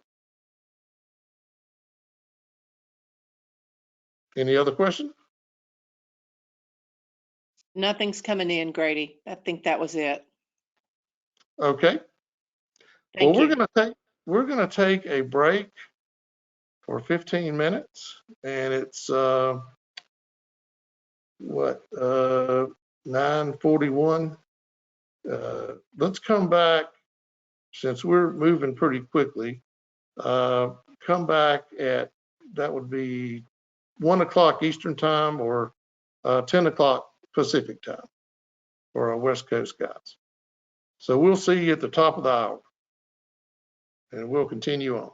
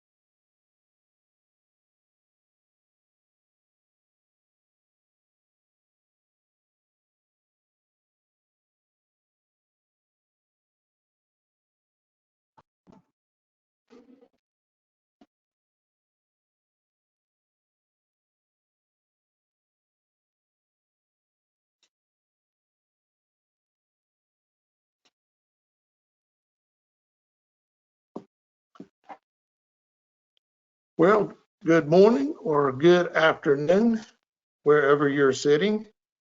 Welcome back to our Lawns Operator Seminar. The next speaker is going to be Eric Loomis, who I introduced earlier. Eric will be talking about wood structure and liquid flow in softwoods. There's Eric. Eric, you ready to go? I'm ready. All right, so I'm glad you had a break and got to get a refresher, because this is probably the one of the toughest topics. It's hard enough to do in person, and now we get to do it online where there's not as much feedback. But this is what happens when you miss the day they assign presentations. Whoever doesn't show up, draws the, I'll say, the short straw, and gets to talk about the flow of liquids in wood. So bear with me, it'll be tough, but this is one of those presentations that you have to go through, have to get the credits, and hopefully I'll make it as bearable as possible. I'll ask some questions, and probably won't get much feedback since y'all are on mute, but I'm used to that from even if it was in person. So I'll ask the questions just to keep you entertained, and then I'll answer them myself.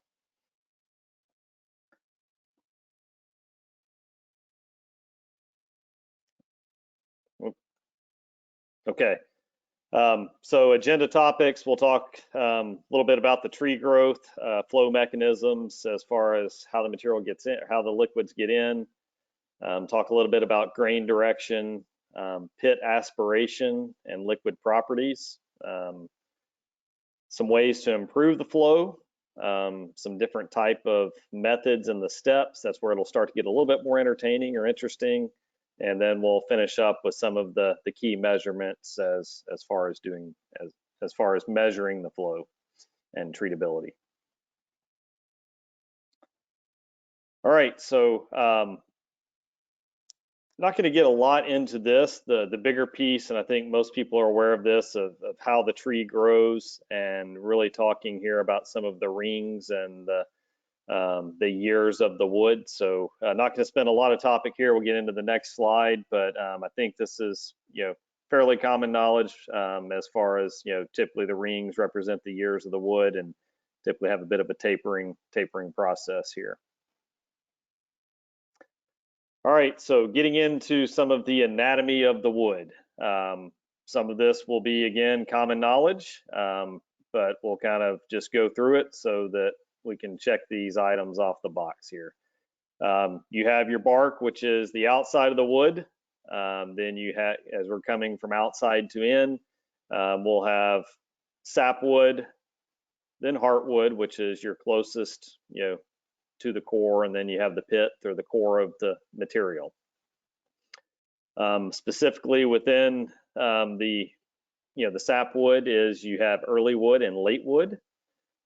So depending on which part you're looking at, or you may have heard this also explained as spring wood or summer wood. The spring wood and early wood are synonymous, and the summer wood and late wood are synonymous. As you can see from the picture, typically the early wood or spring wood is fairly open, and the late wood is fairly dense. And what that will get into is that could also impact your treating. It's obviously easier to treat as it's open, more difficult to treat as it's more dense. So talking about the flow of liquids into wood, typically you can get flow into 3 different directions. You have longitudinal, which is up and down the wood. You have tangential, which is kind of at a perpendicular angle to the wood, and then you have radial, which is into the wood, kind of injecting into the wood. I think there's some information here later, but obviously longitudinal is the much better path for flow.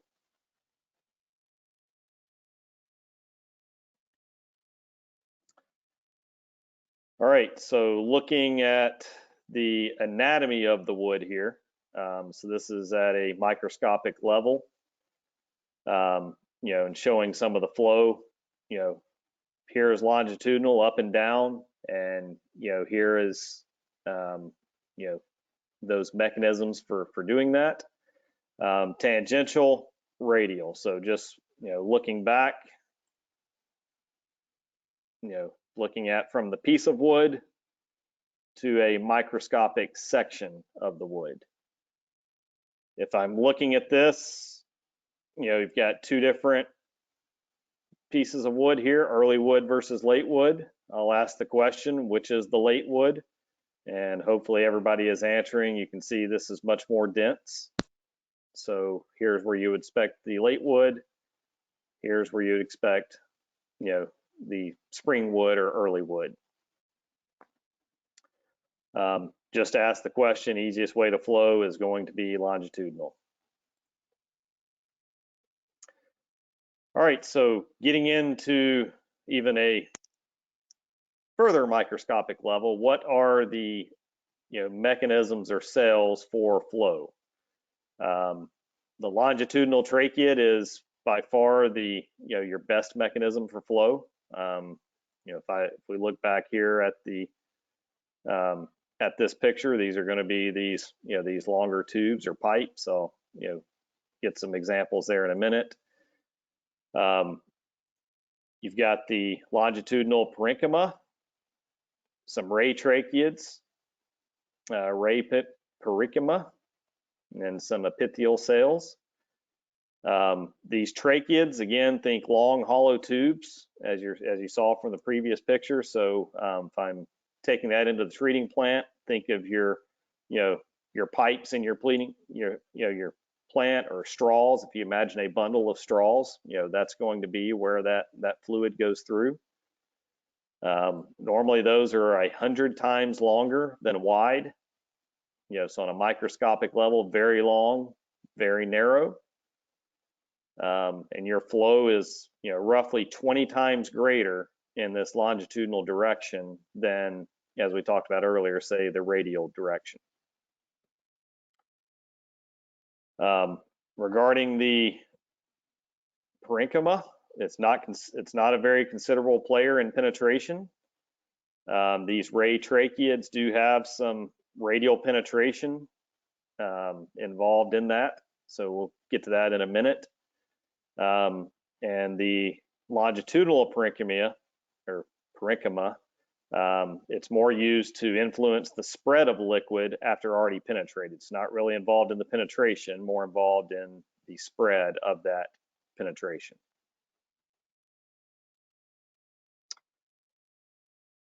All right, so pit types. So we just talked about some of the mechanisms, and the, you know, the tracheids are like the pipes.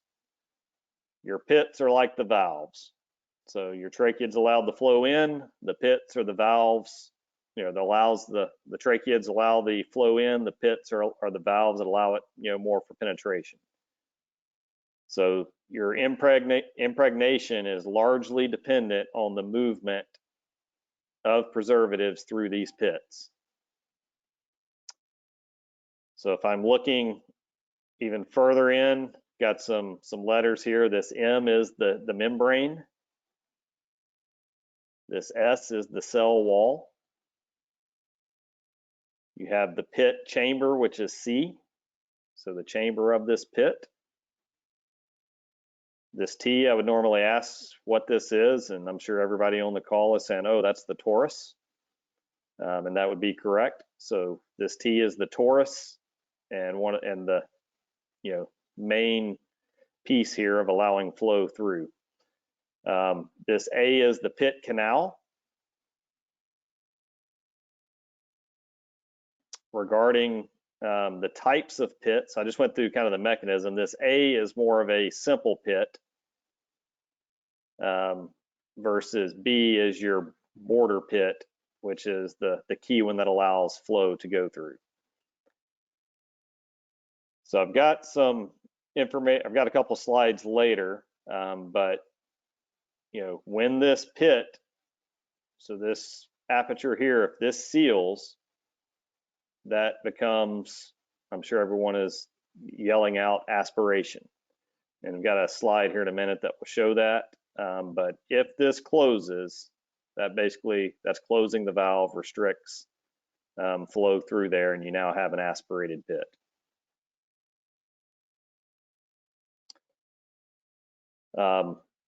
Going back to looking at the membrane, we talked about the torus. This is the margo. And, looking back, again, here's the torus.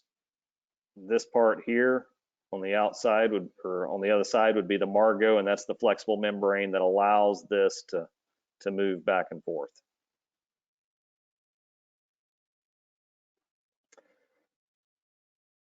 This torus is, a flexible membrane. It can be pushed or pulled against the pit canal.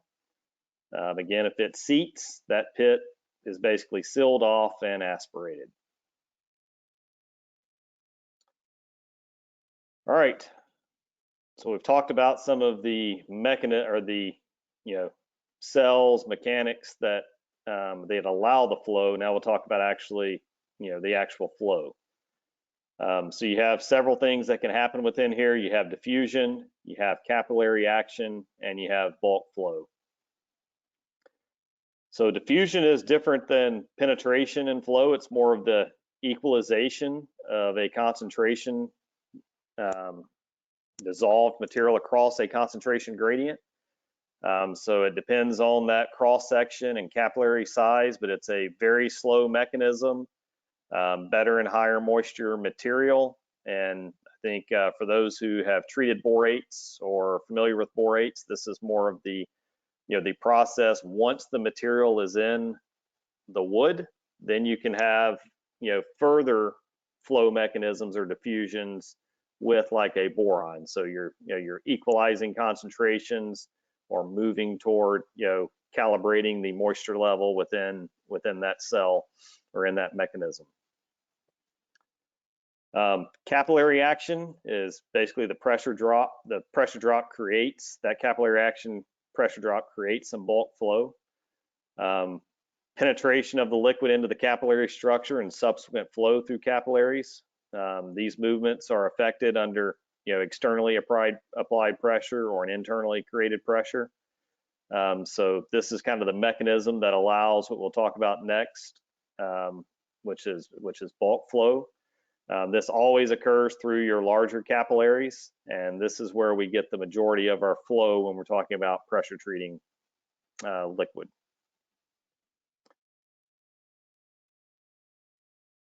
So if we're talking about bulk flow, this is just your general formula. K and A are constants. Your pressure drop that we talked about across some of those capillaries. And then your length of your pipe, or the material that you're moving from whatever that mechanism, that tracheid, whatever that length of that tracheid compared to the pressure drop gives you what that bulk flow will be.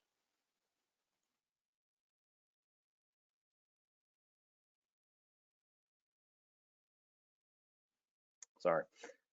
All right, factors influencing flow.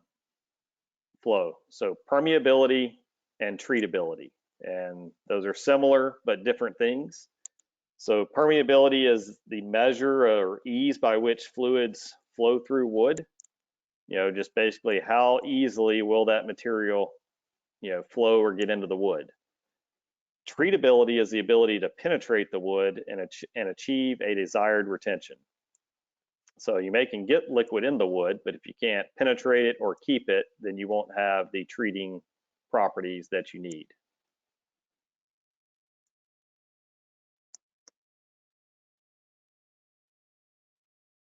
All right. This picture's kind of covering up. This didn't seat very well, but you've got resin canals, and then you've got longitudinal tracheids. And so the question here, if you're looking for longitudinal flow, where is this going to, happen the best or provide the best flow? This is going to be, through this longitudinal tracheid or through this pipe. You're going to have better flow through the pipes, than a cell membrane or a valve or a pit.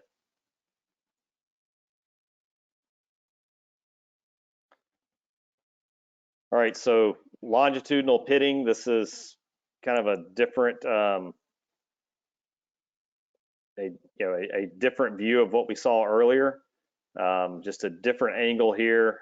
Here's your torus, here's your Margot. When this is open, you have material that can flow between the cell wall. If it closes, then you have issues. That's when, basically the flow will be cut off.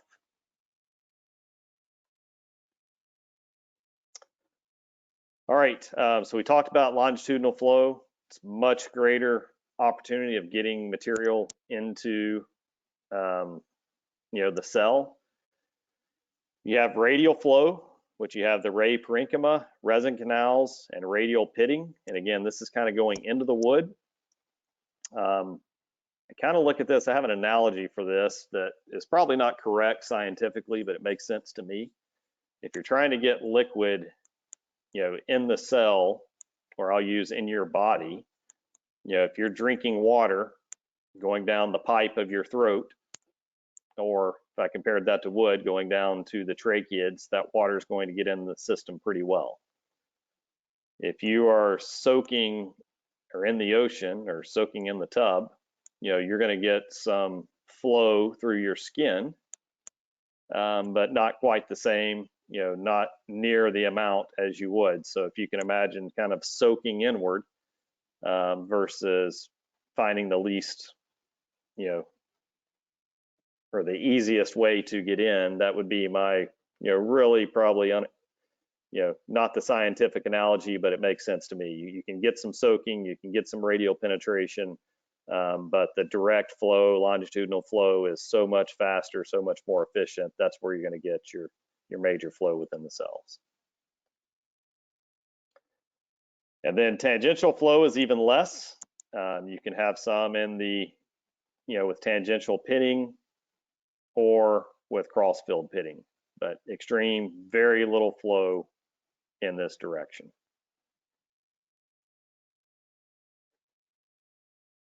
And kind of just have another mechanism here. The longitudinal, flow is much, much greater than your radial, which is then also greater than your tangential. So we talked a little about flow and how that gets in the wood, but also the way this material is sawn can also impact, the treatability of this. So you have flat sawn, quarter sawn, and, depending on which direction or what material is treated, not only that, but, how much heartwood you have, that can all impact the flow of liquids into the wood.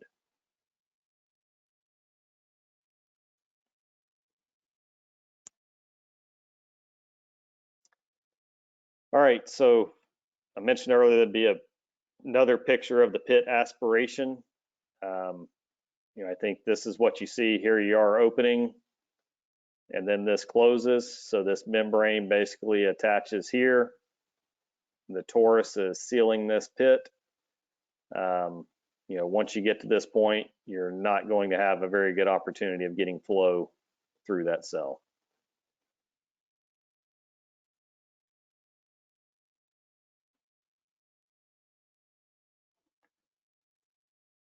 All right, so flow in sapwood is much greater than heartwood. I think that would make sense to everyone. It's very hard to get penetration or get liquids into heartwood. Flow in late wood is greater than early wood. Flow decreases with excessive drying. So sometimes when you dry, you can have issues, with your cell walls, or you can have case hardening, various items that would impact, that flow. So you also have issues with liquid properties. Grady talked about a few of these in the prior one, but not only do you have to get the material, flowing in the wood, but the actual material flowing can cause problems. What are some of these? Viscosity, surface tension, contaminants.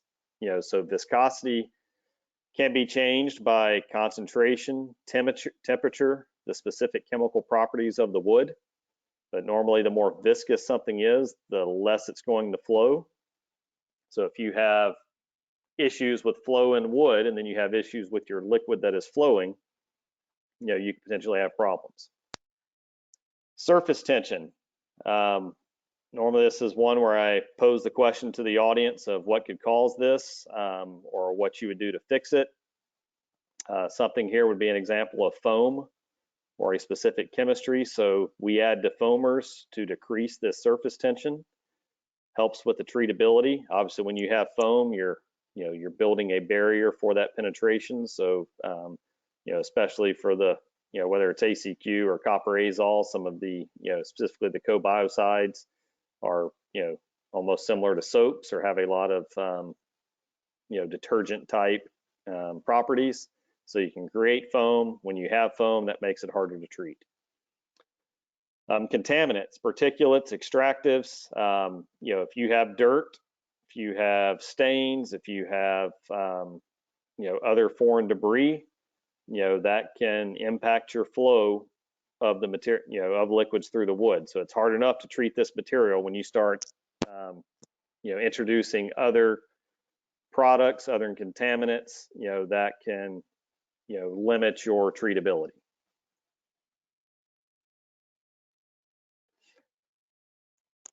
So how do we improve some of the flow in wood? So we just talked about some of the, chemical options or things to be aware of. But these are some best practices. It doesn't mean that they are always available, but you can source wood that is more easily treated. Normally I would ask, give me an example here, and everyone's probably, in the West thinking Doug fir versus hem fir. Obviously hem fir is a lot easier to treat than Doug fir, but the sourcing may not always allow. You can buy wood that's dried, or you can dry wood to between 15 and 25% moisture content. That is normally the sweet spot that allows for very good treatability. However, it's not always allowed, especially when you're talking Doug fir or green material. There's times where people are treating. Just remember, the more moisture there is, you can't necessarily always replace water with water. You still have the water in there. It makes it harder to treat.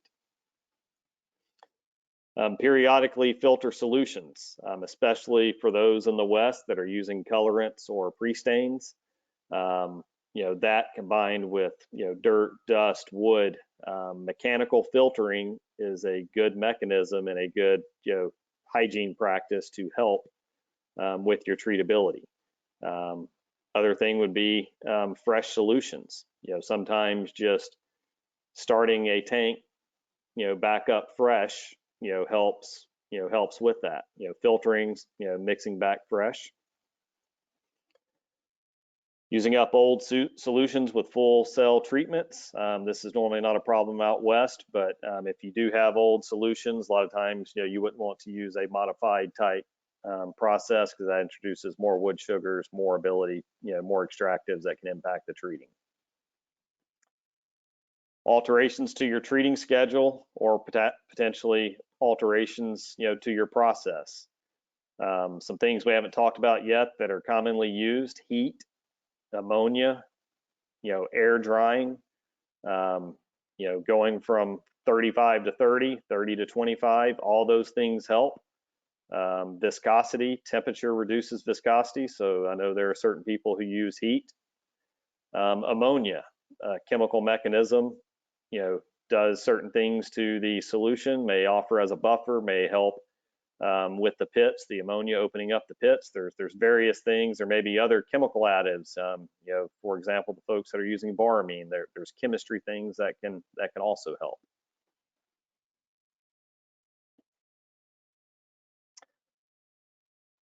So we talked about kind of the last slide, looking at cycles, depending on what you're using. So this is kind of getting out of the flow.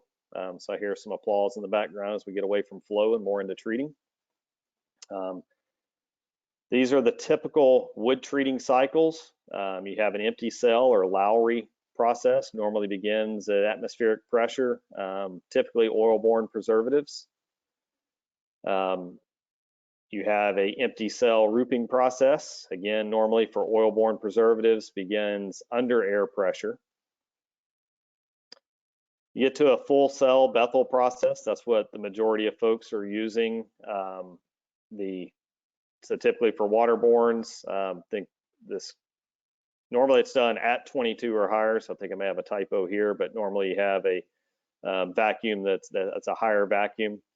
And then the modified cycle, which is normally used more for southern yellow pine in the east, but you have a cycle that's allowed to, that starts less than 22 inches or is going to have a lower initial than final vacuum.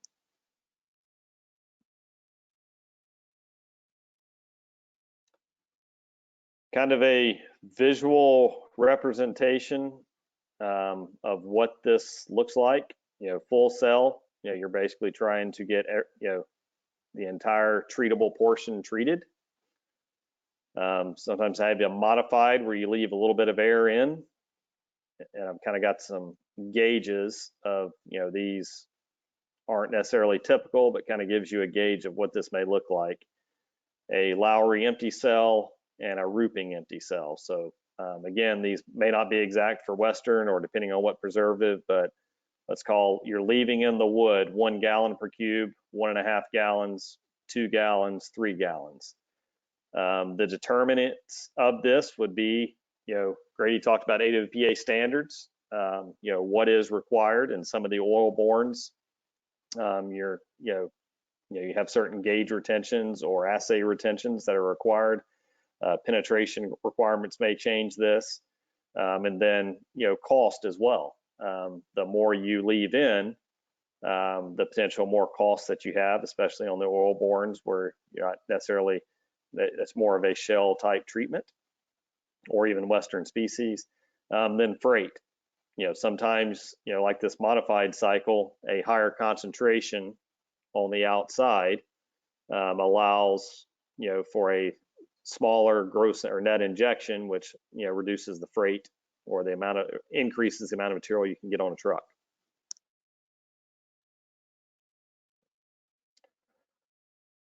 All right, so now we should be getting into the part where most everyone can probably do this presentation themselves. But sorry, looking. All right, so beginning the treating process. So these are kind of the steps of the process.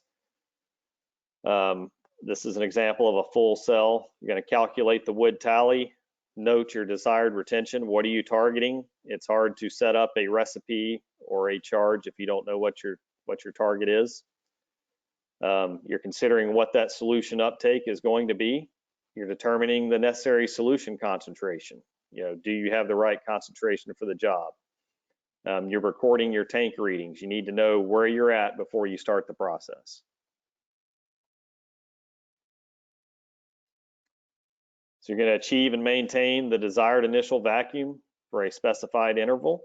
So this is as part of your recipe, but in general, you're opening up those cells, pulling out any remaining free water, removing some air, allowing that to act like a sponge for when you fill the cylinder. So after you've pulled that initial vacuum, you're going to start filling the cylinder. You're maintaining vacuum during this fill, and you will have some absorption during this process. Your cylinder is filled. You're recording your tank readings, equalizing your pressure, to 0 pounds. You're venting that vacuum, and this gives you the basis point once that is filled of where you're starting from.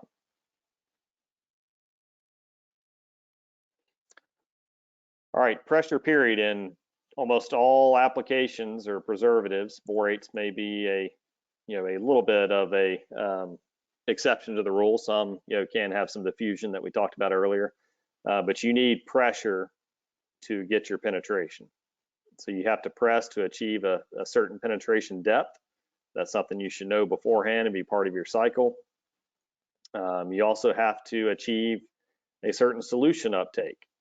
So you have to get penetration, chemical has to be there, but it also has to be at a certain level. So that's your retention, retention measurement. When you've reached your end of your pressure cycle, you should record that tank reading, and that gives you a general idea of your gross injection.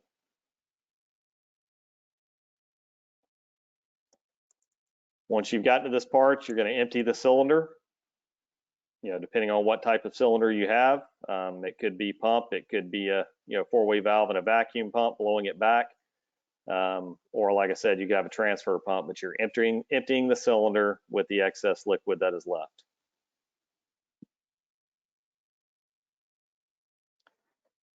After you've done this, you're going to pull a final vacuum.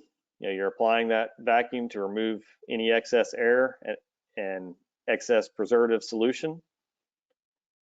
After this is done, it'll be pumped back, and that record your final tank reading, which will then be your net injection.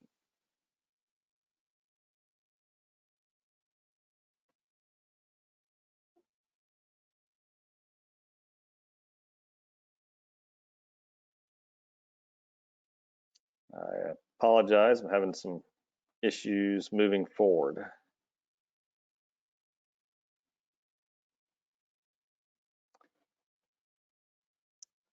There we go.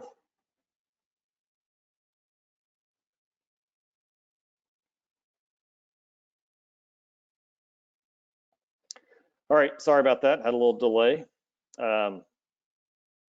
Full cell cycles, typically you're starting at 22 inches and higher. Again, I had a bit of a typo earlier. Typically you're starting at 22, not less than 22. Have a short final vacuum, a relatively higher solution pickup. Obviously depends on species. Doug fir is not going to pick up as much as hem fir, is not going to pick up as much as pine. Modified cycles are going to be less, typically have a lower initial vacuum, but a higher final vacuum because you're having to pull more liquid out. All right, so we're getting into the math here, and I went through some of these steps just a minute ago, but now we're actually assuming this is a storage tank and looking. We began the charge at 25,000 gallons. The cylinder is full at 15,000. We ended our press at 14,490. We had a blowback and finished at 24,570. So this is the part where I'd normally put somebody on the spot and ask what the gross injection is, but hopefully everybody's already aware of this. But the gross injection is where you're at the end of press. So you have not pulled a final vacuum, you have not blown back the remainder. Where are you at after your press time? So this answer is going to be the difference between where you started when the cylinder was full and where you're at the end of press. So that number is 510 gallons. So had the answer on there, I'm sure everybody got that one. All right, what is the net injection? And again, the net is the difference there is where'd you start and where'd you end. So it doesn't really matter what happened in between. What happened in between is more related to gross. So if I'm looking at net, it's the difference between the beginning and the end. So I'm sure everyone had done the math. That's 430 gallons versus the 510 gross. Again, your gross injection is always more than your net. Or at least the same, but it's very rare that they're, very rare that they'd be that close. But so if you're doing measurements and your net injection is more than your gross, most likely you either have an instrumentation error or a subtraction error or something else. It would be very rare that, or impossible that your net is significantly more than your gross injection. All right, so next few slides are really talking about some of the math of how to do things. I've got basically a snapshot here of a Treat Right charge report. So for those that are, using Treat Right, these would be familiar with you. But the biggest thing I would say here is understand what these steps are, what these numbers mean, and what part of the process. So it's great to have a computer doing things for you, but you should be able to do something, do the things manually and understand the steps that are taking place. So I'm not going to get into all the details, but this is some homework, especially for those for Treat Right. Make sure you understand these steps, what these numbers mean, and how they impact, your process. This here is normally charge data. Here is going to be tank information, similar to what we just looked at. So this is, documented numbers versus the picture that we just went through. Some of your solution information and your tallies. So if I look up at this charge, similar to the picture we just saw, here's where we started. Here's where we were at after we were full. Here's where we were at after pressure. So if I was looking just at these numbers, the difference between the 6084 and the 2720 would be my gross injection. So I'm hoping that math is right, but 6084 minus 2720 should give me that 3364. So just a different way of looking at the same slide we just reviewed. Net injection, beginning versus ending. So I'm hoping that 2901 is that difference. And that gives us the net injection for that amount. We have gallons, we have pounds. Some people use gallons, some people use pounds. 2901 should be equal to 463. And I think the next slide may go through that. Or maybe it's 2 slides from now, but we'll get to that in a minute. Chemical usage, this piece here, explains what your concentration was, calculated chemical pounds on an active basis. Net injection, this is a common number that we use if we're trying to help, understand that gallons versus pounds are, key figures here, but that gives us a general feel of, what your penetration, what your injection's looking like. So these are key numbers that, if a Lonza person was helping us, be one of the first things we would help with is, or ask you is, hey, what are your injections on your charges running? Calculated retention, 0.04. Understand that a calculated retention is not the same as an assay. You have heartwood, you have shell treatment. So this calculated retention may be the equivalent of a 0.15 assay retention. So this calculated is more like a gauge retention.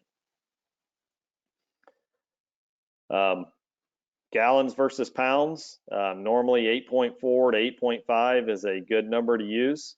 For those, I'm sure everyone's thinking water is 8.337. Why is this so close to water? Well, remember, if your solution concentration was 0.18, you're 99.2% or 99.8% water. So the reason we're so close to the density of water is because we're basically treating with water. As you increase in concentrations, as you change preservatives, or if you're using a different preservative, that may change. Those tables are in the manual, but a good rule of thumb for waterborne chemistry is 8.4, 8.5 will get you between pounds and gallons.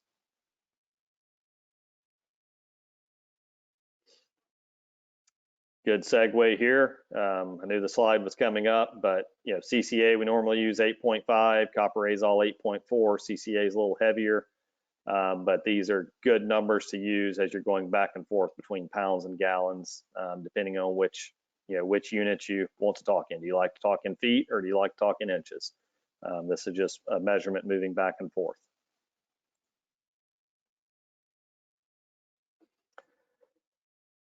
All right, so simple formula, desired assay divided by solution percentage equals the net pounds of solution required. Again, the computer system is doing this for you, but if you were doing manually or needing to find out gallons or converting actives, if you're doing things manually, how many gallons do you need to inject? This is your simple formula to get to these numbers. So if I had 0.05 pounds per cube and I had a 0.2% solution, I need a 25 pounds of solution, or 25 pounds of active required.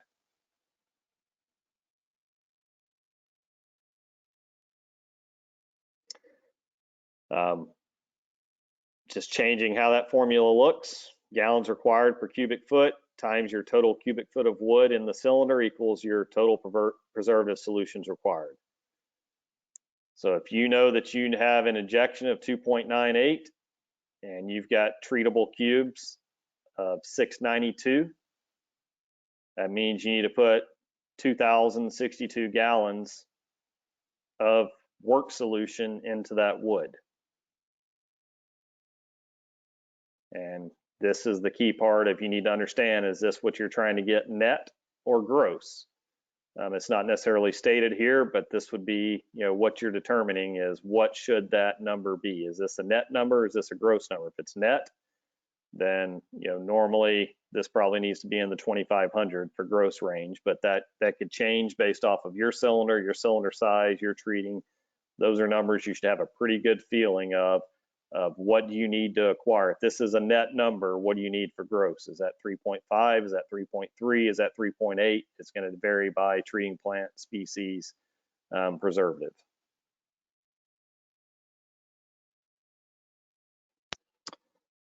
So just kind of went through this, jumped ahead of it a little bit. But again, you have to know these determinants, what it's going to be. And then from that, that tells you, hey, if this previous one, I needed 2,062, it's a, not quite the same example, but I need 3,364 in the example of the charge report we looked at. So you've got to do that math. You have to be able to do it. You have to understand it, especially if you're treating without a control system.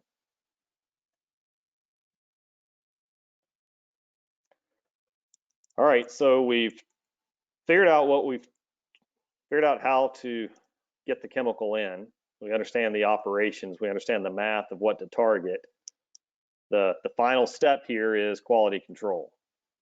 So again, this is what I would say is the final piece of what you're doing. You should know what your plans are. You should have, I'll say, the strategy or attack of what you're going to do. And then the quality control is simply just the check mark saying, yes, I did it correctly.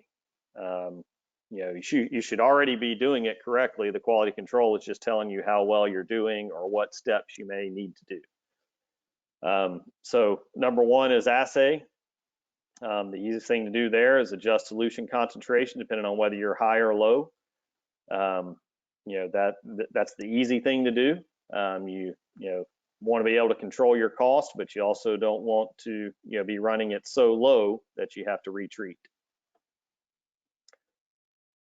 Penetration, this is the harder part. I think everyone on the production side knows this, especially as you're dealing with some of the refractory species.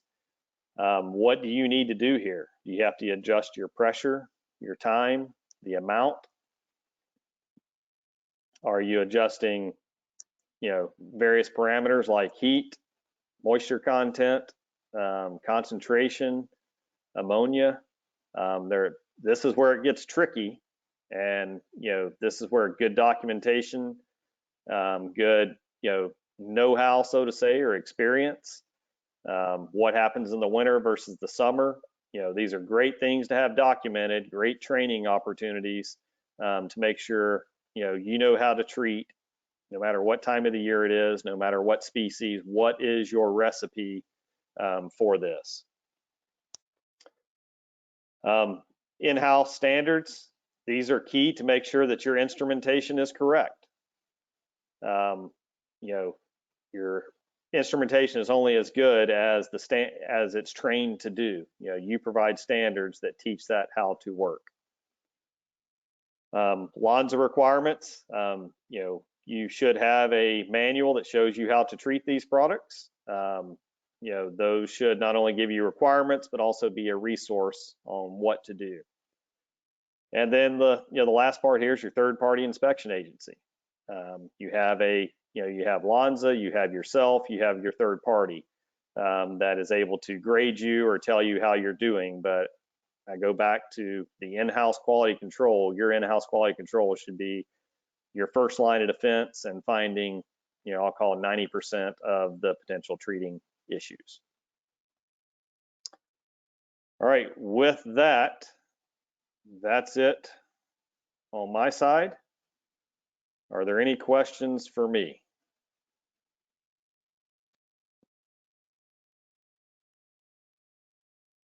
No questions came in, Eric. All right. Thank you, Eric. That was perfectly clear. There's no questions whatsoever. I'm sure people are just still sleeping, but that's okay. Just so they're moving their mouse. Yeah. It's okay. Okay, we'll move on to the next speaker,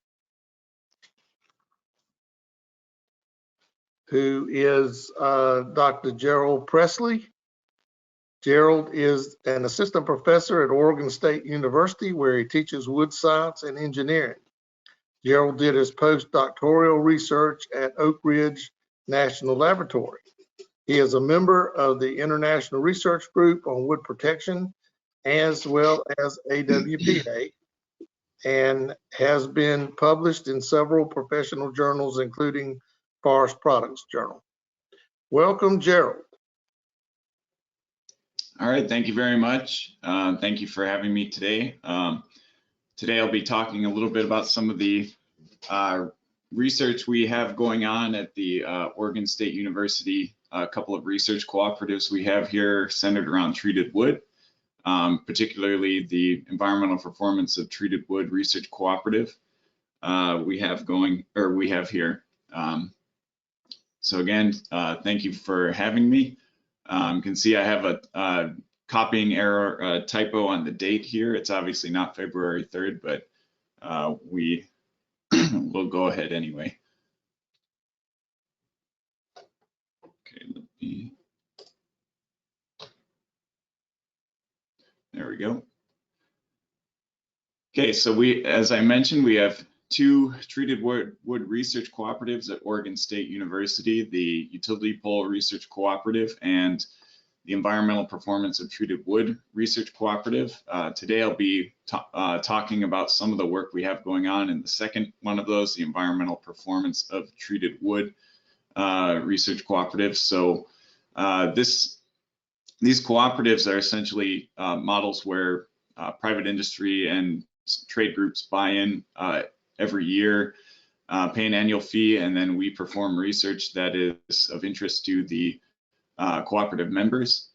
And the Environmental Performance of Treated Wood Research Cooperative is focused on several topics around how treated wood interacts with the environment. Main objectives include how treated wood chemicals migrate into the environment, so developing some fundamental data on how preservative chemicals move out of treated wood once they're in service. Measure the performance of leach reducing practices. This was a large effort that was undertaken by the EPTW, particularly focusing on best management practices for treating wood to reduce the loss of preservative to the environment. Identifying methods for treated wood reuse and disposal, and also facilitating outreach to various organizations. So for today, I'll focus on some of the efforts done over the past decade by the EPTW validating post-treatment best management practices for reducing preservative migration from treated wood.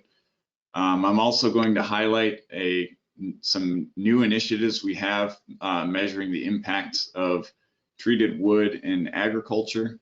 So we've got a couple of projects looking into the impacts of posts on vineyard and orchard soils, and also the plant biomass and produce produced in conjunction with those treated wood posts or treated posts.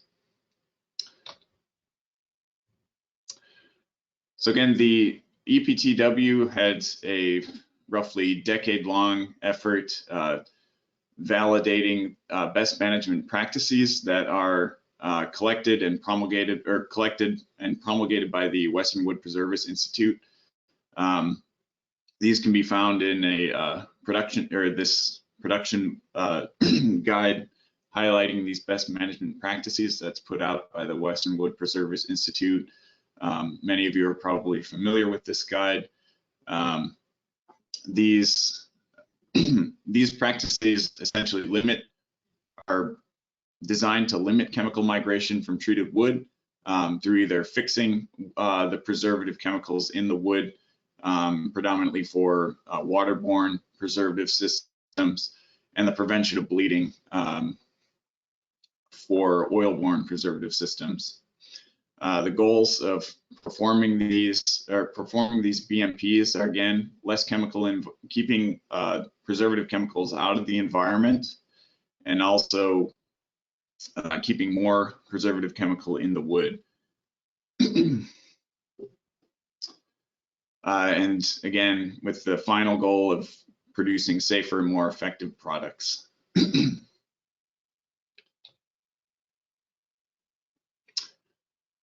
So the EPTW focused on validating the post-treatment best management practices that are highlighted by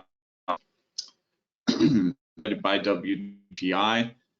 So I have some of these put into a table below or on this slide. These are going to be a little different between, or whether we're referring to waterborne or oil-borne treatments. So they post-treatment BMPs include things like air seasoning, kiln drying, again, getting the moisture content of the treated wood down after treatment, but also things like steaming and putting the wood in a hot water bath to remove surface deposits of preservative chemical on the treated wood. For oil-borne best management practices, we have things like the use of an expansion bath, steaming, post-treatment steaming, and post-treatment vacuum, which are common practices. And these were done on small pieces of wood, as in our experimental system at Oregon State University, to measure how effective each of these practices were on or for different preservative systems.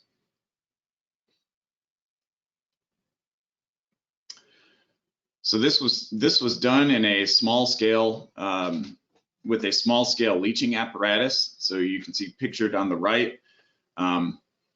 We have a custom overhead leaching apparatus where treated wood that had been treated with one of these best management practices could be exposed to a simulated rainfall. And then as the runoff, or as the water that had come into contact with the wood drains off of it, so we're able to collect that runoff and then monitor the concentration of preservative in the water coming off of the treated wood. And so in this way, we can measure can quantify how well these post-treatment BMPs actually reduce the leaching of preservatives from these pieces of treated wood in a small scale where we have a really controlled environment and can hold all other variables constant, and except for the application of the best management practice. So again, this research was done over the course of a decade or so, using a variety of different preservative systems and best management practice combinations. So our standard procedure that was done consisted of a 2-hour leaching period for different preservative treatments that were exposed to this overhead rainfall or simulated rainfall exposure. Runoff collections were done for every 15 minutes for the first hour, and then every 30 minutes for the second hour. So for a total of 6 runoff collections per leaching run. So today I'll be talking about some of the waterborne systems that were waterborne post-treatment best management practices that were validated with this method, just to give you a sample. But there's quite a depth of data that had been collected over the past 10 years with a variety of systems in addition to what I'm showing today.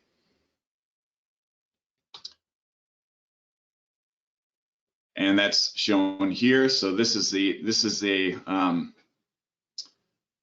sorry, there was another copying error or some other display error where the postscript of the table is in the way. But what you can see with this is a summary of all of the post-treatment BMPs and preservative treatment combinations that have been tested by the EPTW over the past 10 years. So again, we have a variety of wood species and preservative combinations. We have a number of different post-treatment BMPs tested: air drying, kiln drying, steaming for 1, 3, and 6 hours, hot water bath for 1 and 3 hours, ammonia bath for 1 and 3 hours, and for some of the oil-borne systems, a post-treatment vacuum application. So again, this is obviously quite a lot of data. I'm just going to be showing a sample of this today to give you an idea on what it looks like and what we've found, or what the EPTW has found over this testing period.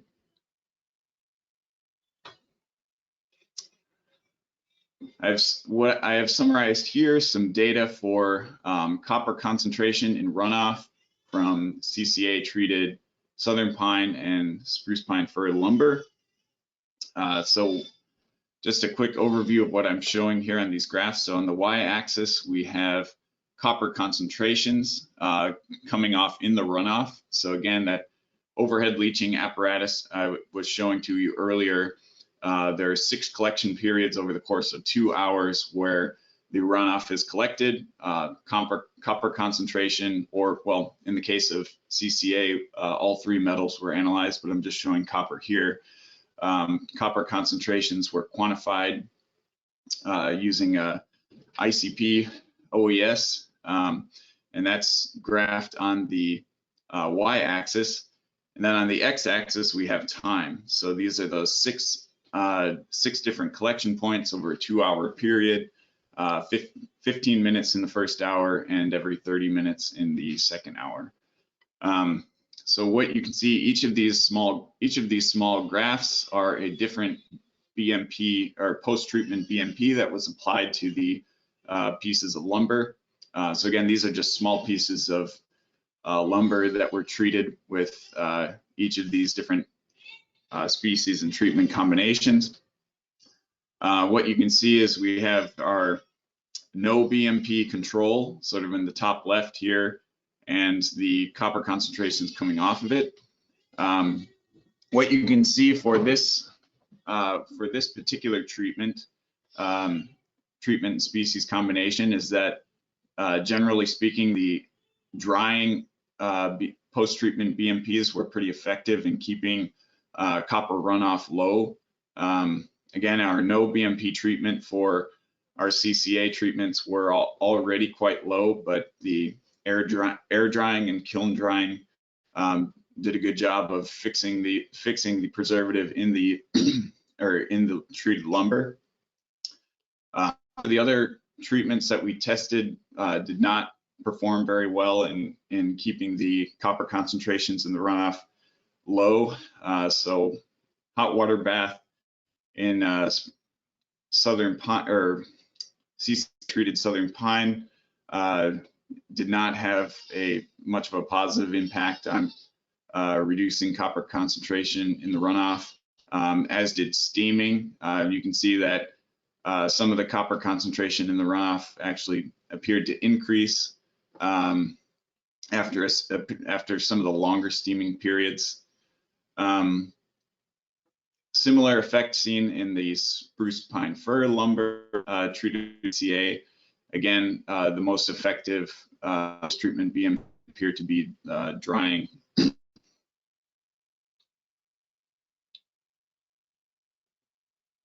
Moving forward, we have ACQ treated southern pine and spruce pine fir lumber. So again, in our sort of our top left of each treatment, we have our no copper concentration in runoff from our no BMP treatment.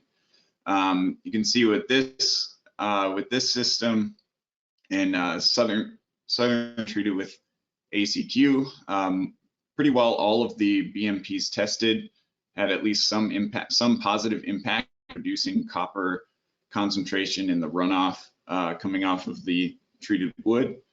So again, this is most of them seem pretty effective, especially in the early stages of the leaching period. You'll again notice that most of the highest concentrations of copper coming off of this treated wood in the runoff is in the early stages of the leaching period. That's a pretty normal pattern. Generally, early exposure to water or the first exposures to water after treatment generate the highest amounts of runoff. And most of these BMP treatments for the southern pine really seem to reduce that initial impulse of preservative coming off of the wood, which is one of the main goals of these post-treatment BMPs, is to get that initial impulse down initial impulse of preservatives going off of the wood down. Not as large of an impact observable with the SPF lumber, but that's partly because there's just less copper coming off in the runoff from the no BMP control in the first place. Again, very similar levels between the no BMP and the BMP applications for a lot of the treatments, and perhaps even negative impact of some of the longer steaming periods seen there for SPF lumber.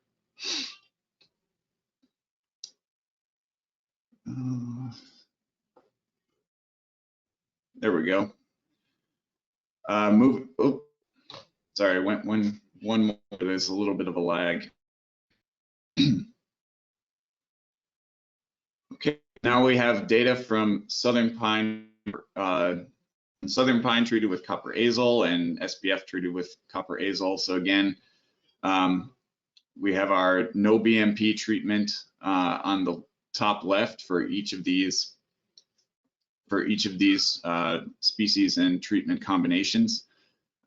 So again, you can see much higher copper concentrations in the runoff in the early stages of the leaching period. For southern pine, kind of an interesting effect here. Did not see a large much of a positive impact of drying, which is in contrast to CCA, which was drying was very effective in reducing copper concentrations. But some of the other BMP treatments perhaps are designed to remove some of these surface deposits of preservatives, such as hot water bath or steaming, did appear to reduce the copper concentrations in runoff coming off of copper azole treated southern pine. So again, kind of interesting to see some of these post-treatment BMPs appear to be more effective in other systems than other ones. With the SPF treated with copper azole, we do see some positive impact of the drying, and not a whole lot of impact, or not a whole lot of positive impact with some of the other best management practices soaking in a hot water bath or steaming. So again, a little bit of a difference, but again, overall, overall, at least some of the BMPs were effective in reducing copper concentrations in the runoff for both of these treatments, just different ones for each. So moving on, I'd like to highlight some of the more recent work we have going at the EPTW. So we've started an initiative looking at the impacts of treated wood in agriculture. So as part of this initiative, we've done some sampling at an organic, certified organic apple orchard that's on some Oregon State University property. This question arose out of, or this research arose out of the question around potentially using treated wood in organic agriculture. So as you may know, preservative treated wood is banned, or is not allowed to be used in new construction on certified organic property. But there is an exemption for existing structures. So if a farm is certified organic and they already have treated wood trellising or treated wood fencing on their property, they don't have to tear that down. It can remain in use for the useful life of the treated wood. And so this raised a question, so what is the impact of treated wood on organic agriculture? Because new structures are not allowed to be produced, but many organic certified properties may actually utilize treated wood throughout its entire useful service life. So as I mentioned, we identified a certified organic orchard on Oregon State experimental property that contains treated wood. So this is a couple pictures of the site here. It's just a small, sort of a pet project of the farm manager on the university property, but it contains CCA and ACCA treated posts that were installed around 1996. He got the orchard certified organic, or Oregon Tilth certified organic in 2010, and the posts were left there. They were not required to remove them to get that certification.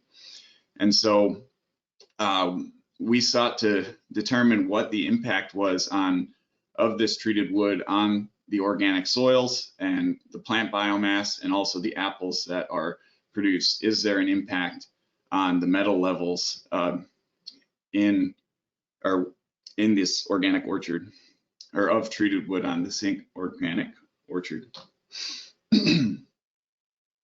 So we sampled soil at around 4 inches from the base of 5 different posts. This is just our first year sampling, pretty small, fairly small sampling set or data set, but we're going to go back this next year and increase the size of it. So we took soils 4 inches from the base of 5 of these treated posts, and also another 4 inches from the base of a tree. So we selected posts that are about 2 feet away from a neighbor tree, soil from directly around the post and then directly around the tree. Also took leaves and samples where they were available. And then we measured the metal contents in these different samples and compared them to control trees, which were at least 15 feet away from any post visible. So that was considered to be a background sample that treated wood would have no impact. Here's some of we measured the chemical levels that are remaining in the posts. So we have 5 posts here. 1 of them was CCA treated, and 4 of them were ACCA treated. And so the retentions we have remaining in these posts were ranged quite a bit. So you can see there is still quite a bit of chemical left after 25 years of service. And these ranged from anywhere 45% to over 133% of the UC4 AWPA UC4A standard retentions, which are the common target retention for horticultural posts in our area. So when we look at the metal contents of the plant biomass and the, sorry, there's another copying error here. We look at the metal contents of the soil, the leaves and the apples. What we find is that when we look at the metal contents in any plant associated tissue, so either the leaves or the apples, there's no difference between leaves and apples that are taken close to posts versus our controls, which are much farther away from posts. So that's the data presented here. You have a lot of just general low levels of arsenic, copper, or chromium found in leaves and apples. So the dark gray and the light gray are going to be chromium and copper. The labels got cut off here on this, but what we also found is that the soil directly near the post had somewhat elevated arsenic levels compared to control posts, and chromium and copper levels were not significantly elevated in these same samples. So there may be an impact of these posts with some slightly elevated arsenic levels, but those are only seen in the soil sample that is taken 4 inches from the base of the post. It is not any, or there's no difference in any of the metal levels if you go another 20 inches away from the post at the base of the tree. The elevated arsenic levels are still within the range of natural background soil levels in the South Willamette Valley region. So, and also are still well below the EPA's hazard level for residential soils of around 60 parts per million. The levels we measured at the close to the base of these posts is, I believe it's 23 parts per million. You can also see that the error bars are quite large for this data, or these data. So we are going, these are pretty variable samples. So we're going to be going back this summer to get a larger data set to try and just to get a larger data set. The soil is a quite variable material, and having only five replicate samples is not going to be sufficient to publish this data yet. So again, we'll be continuing this project for 1 more year and then looking to publish the results. So I'd like to just, before I finish here, give a brief mention of another project we have running. So this is something we installed over the summer. We're looking at metal migration from grapevine trellising. This is also at the experimental farm at Oregon State University. This is a controlled field experiment where we've installed some vineyard trellising and have some Pinot Noir grapes that are installed right next to these treated posts. And we're looking at 4 different preservative systems with or without the post saver wraps. And we're going to be monitoring this over the course of several years as these plants develop to see, one, the impact of this treated wood on the soil or on the vineyard soils, and then to see if we see any accumulation in the plant biomass or in the final grapes that are produced. So as of now, we have some background samples taken when this was installed. The first soil sampling was just done this month. That's 6 months after installation. And we're going to be sampling this every 6 months, taking soil samples. And then whenever we have enough plant biomass produced by these grapevines, we'll start sampling the leaves and the leaves and the grapes to see if we have any sort of metal accumulation. So again, I said we're looking at 4 different preservative systems. We have ACZA treated Douglas fir, CCA lodgepole pine, ACQ Douglas fir, and some copper azole treated Douglas fir peeler cores.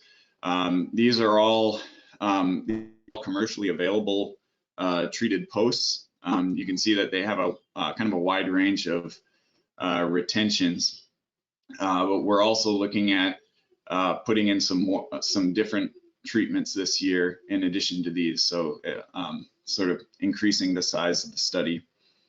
And again, we have those post-saver wraps on half of each of the populations of these treatments to see if there's any impact on those wraps in preventing metal leaching off of these posts.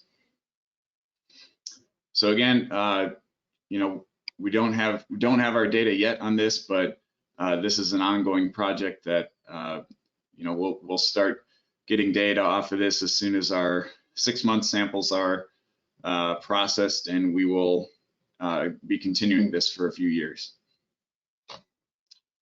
So with that, I'd like to thank all of the contributors to the EPTW, also our lab staff and other collaborators that help us out a lot. And with that, I will take questions. Gerald, we have a question from the audience.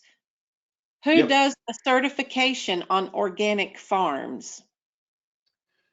So there's an organization in Oregon called Oregon Tilth that does the certification. I'm not 100% sure how that process goes because I've never you know, been a part of it or anything, but I know Oregon Tilth follows the USDA organic guidelines pretty closely, and so it is a sort of, or Oregon Tilth is sort of a stand-in for USDA organic in our area. Okay, thank you. Yep.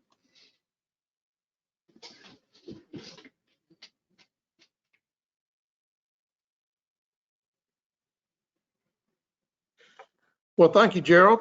If there are no more questions, we'll move on to our next speaker, and that is Rob Dennison. Rob is the Western Regional Sales Manager for Lonza Wood Protection. He has 25 years experience in wood protection preservation business in research and development, manufacturing, production, and sales. Rob has a BS in engineering from Geneva College and is an active member of the AWPA and Western Wood Preservers Institute. Rob's going to speak to us today about pesticide application, equipment selection, installation, and maintenance. Rob, welcome. Thanks, Grady. All right, so let me just see if I can test this out.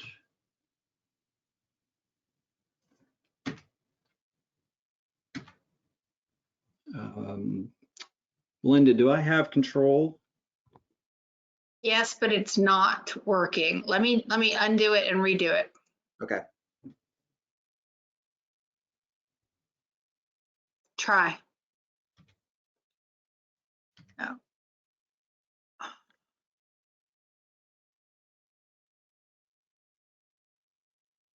It seems to be the speakers right before our breaks. I don't know.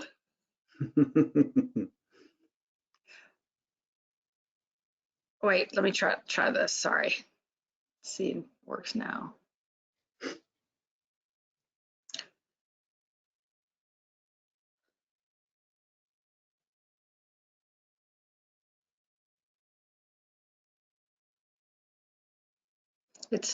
You can try it, but I don't think it's going to work. Yeah, I'm not seeing any change. Okay, I'll do it for you. Okay, all right.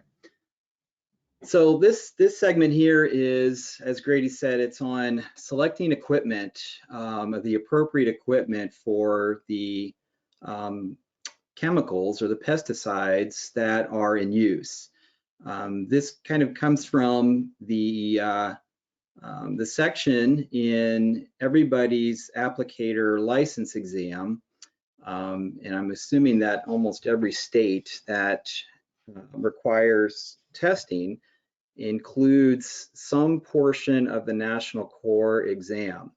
And in the National Core Exam, there is a section on understanding and reading the pesticide label. And if you've ever looked at a pesticide label, which I hope that you have, you'll know that there's a couple different parts to it. Compliance is absolutely critical.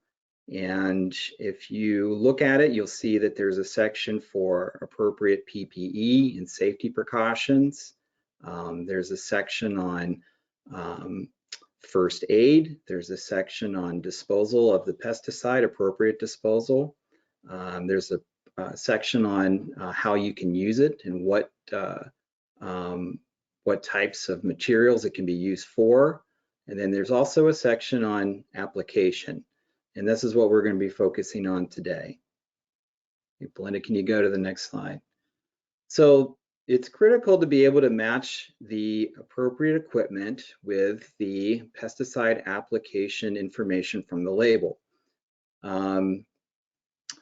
The products that you're most familiar with from Lonza Wood Protection, Archwood Protection, are CAC concentrate, and this is geared, this is a Western presentation, so it doesn't include all of the preservatives that we sell, but focusing primarily on what we do in the West, which is CA-C, dissolved, CCA, ACZA should be included in here as well, and then moldicides. And these, all these products are listed as registered pesticides.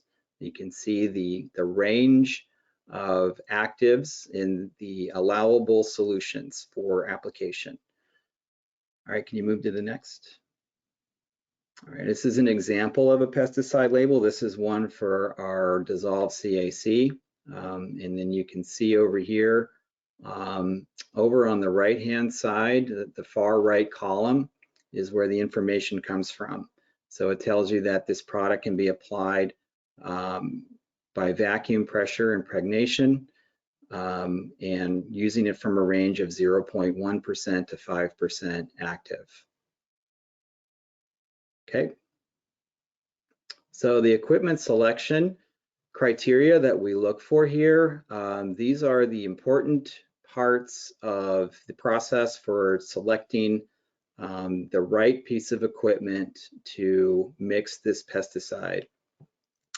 We're looking at what health hazards there could be on the pesticide product.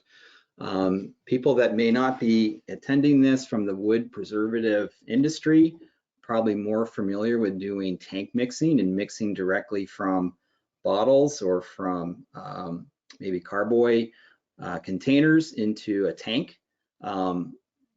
These pesticides that we're dealing with in this industry are very hazardous and need to be in completely enclosed systems. The materials and compatibility is very important as well, especially when you're dealing with elastomers and piping that could be corroded or damaged if you're using a pesticide product that has high amounts of or highly acidic. Looking at common elastomers such as Buna or EPDM or Viton, and matching them up to the pesticide is very important. And knowing that, one elastomer that may be okay for an oil-borne preservative may not be okay for a specific waterborne preservative. The physical properties of the product are also very important to understand: the viscosity, the density, what happens in different temperatures, the delivery rates that we're looking for. We need to understand how much or the amount of the product that we're going to need to add typically for a mix back, and then identifying, what's the best way to blend these products together. We had a moldicide product that was not, it doesn't blend well with water. So for years and years, we were setting up mix systems to blend this product directly into concentrate so that it would make it in the appropriate amounts into the working solution. And then finally, the accuracy of the measurement, what are the limitations on the system and how accurate do we need to be on measurement? For some products, it's not critical to be within 1 or 2%, and some it's practical. Okay, Please move. So here are some sample mix quantities for our products on a dissolved copper azole mix system. This is maybe a 3,000 gallon mix for a high capacity plant. And for a 3,000 gallon mix with a ground contact retention, a typical target strength might be 0.65% active, which gives a mix back calculation that would have about 165 gallons of concentrate, 2,830 gallons of water, 17 pounds of the moldicide WE, and the 8.5 pounds of K18500. You can see the different ratios and volumes required for CCA and also for ACZA. And the thing to note here is looking at strictly concentrate values, the typical amounts of product that's needed varies quite a bit. Okay, please advance. So when we're looking at sizing pumps, we need to consider how much time do we have to complete our mix. Do we want a mix to complete in 10 minutes because that's how fast we're turning charges over? Or can we take an hour to mix? Do we have pipe size restrictions? Do we have tanks that only have 2-inch lines on them coming out? Or do we have tanks that have 6-inch pipelines? Budget constraints, how much money can we spend? Can we put in a pump that's $8,000 to move water at 900 gallons a minute, or is that outside of the price range? So, general speaking, we have some capacity guidelines. Water flows is typically what we see in treating plants. We're moving anywhere from 300 to 600 gallons a minute. On the concentrate sides, we typically go lower for CCA on concentrate because of the amount that we need. And for CAC and ACZA, we usually put in higher capacity pumps. And then for moldicides, because the volumes are low, we don't need very big equipment. Okay. These are the types of pumps you typically find in treating plants. An ANSI, it's an American National Standards Institute. It's a standards body that has created standards for the configuration and manufacturing of pumps that allow different models and manufacturers to create a standard flange alignment, which makes it easier to replace them if one goes out. These are typically an end suction centrifugal with an inlet that is in the front of the pump or the side and an outlet that's on the top. A vertical inline multi-stage is a pump that is like a Grundfos pump that moves fluid laterally through the line. A gear pump is a pump that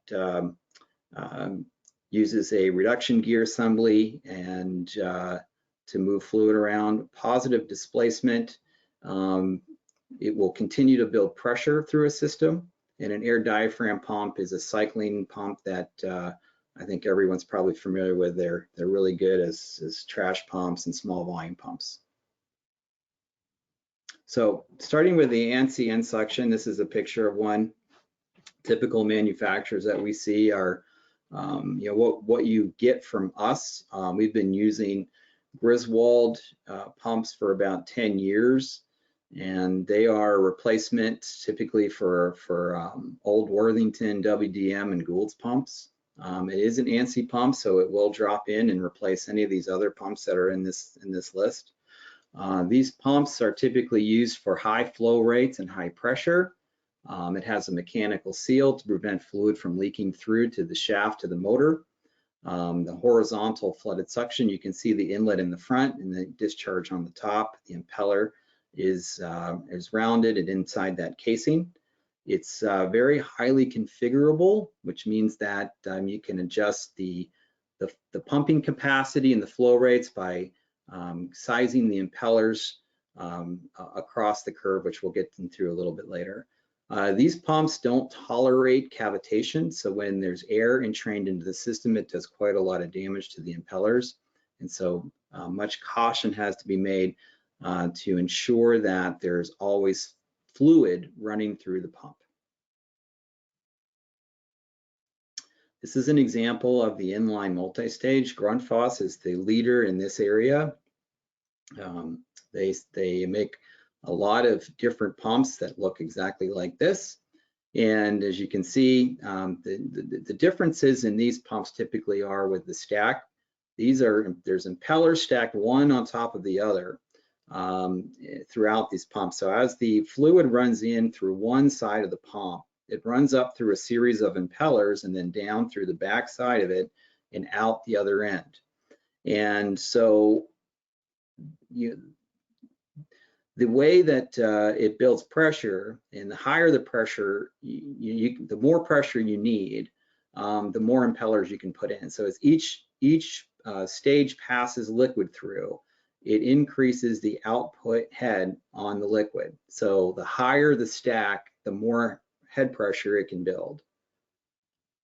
These pumps have a mechanical seal that comes in through the top. As you can see, the motor is on the top of the drive that goes right down through the assembly. These are pretty easy to work on, honestly. If you unbolt the motor assembly and the coupling, the stack is a kit that comes completely out and can be fairly well cleaned and maintained. The advantage on these pumps is that, as you can see, they don't take, because they're a vertical pump, they have a very small footprint in the plant. They can fit in tight spaces. All right, go to the next slide, please. A sliding vane pump, we don't see much of these anymore. We put these into plants long ago when we were pumping concentrate from tanker trucks, and we were working off some assumptions on viscosity. And it's a very durable pump. You can see the image below that kind of gives gives a description of how this technology works. We've had some of these out in the field now for over 20 years, and they still just work really, really well. They're a pretty expensive pump. They don't move fluid very quickly, but they're very reliable.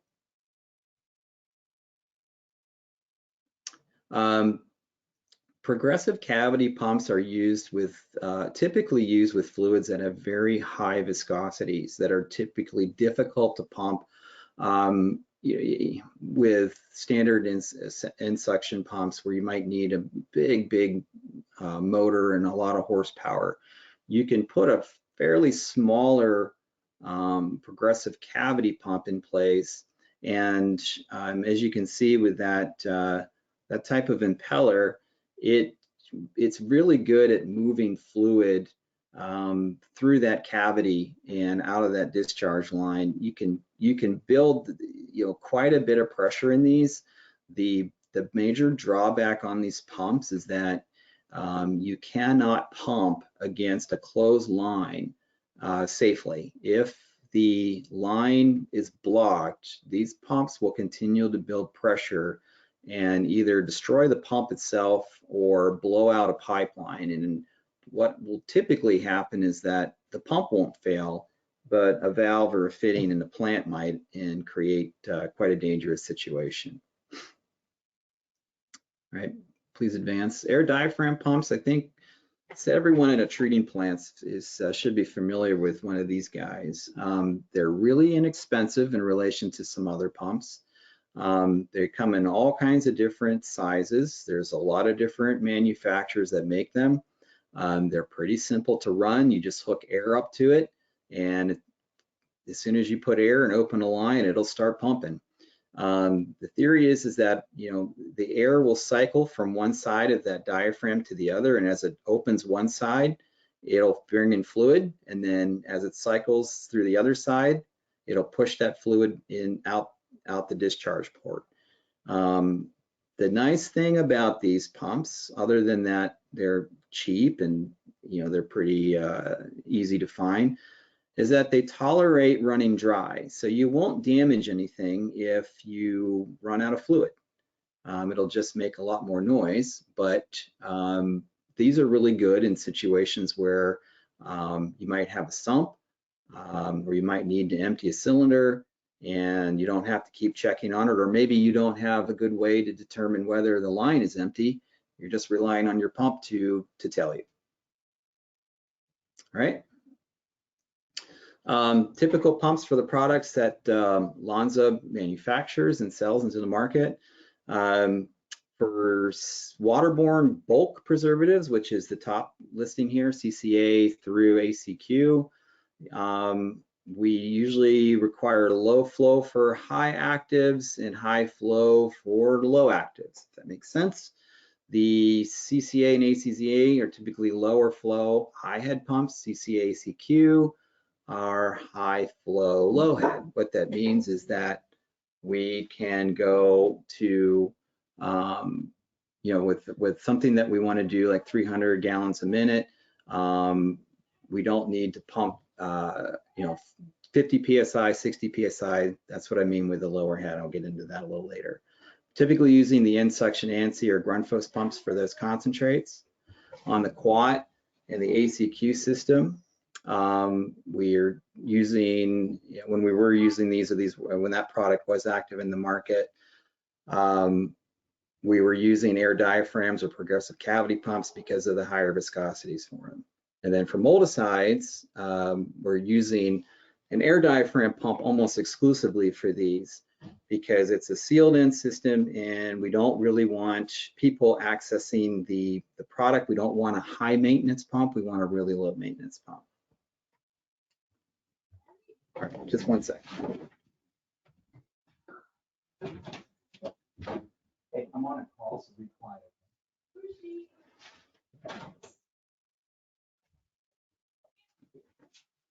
All right. So, selecting an end suction centrifugal pump. Our design considerations here: the fluid density. We're looking at how high we have to pump this fluid, and what discharge pipe sizes we have for our friction calculations. We need to calculate or estimate the discharge head. We need to understand our range of flow. Do we need it to be 100 gallons a minute, 200 gallons a minute, etc.? We need to identify what our inlet and outlet pipe sizes could be or what they should be. And then we need to look at the manufacturer's curve or performance curve to make our selection. So we're going to run through one example here and see how this all works. So here's our real world treating plant example. We have a 30-foot tall work tank. On our water line or our concentrate line, we have a 4-inch flange on the tank that's not being used and can be used for this pump line. We have about 60 feet of distance between where we're going to put our pump and where the tank is, and it's going to have a couple pipe fittings and some valves in line.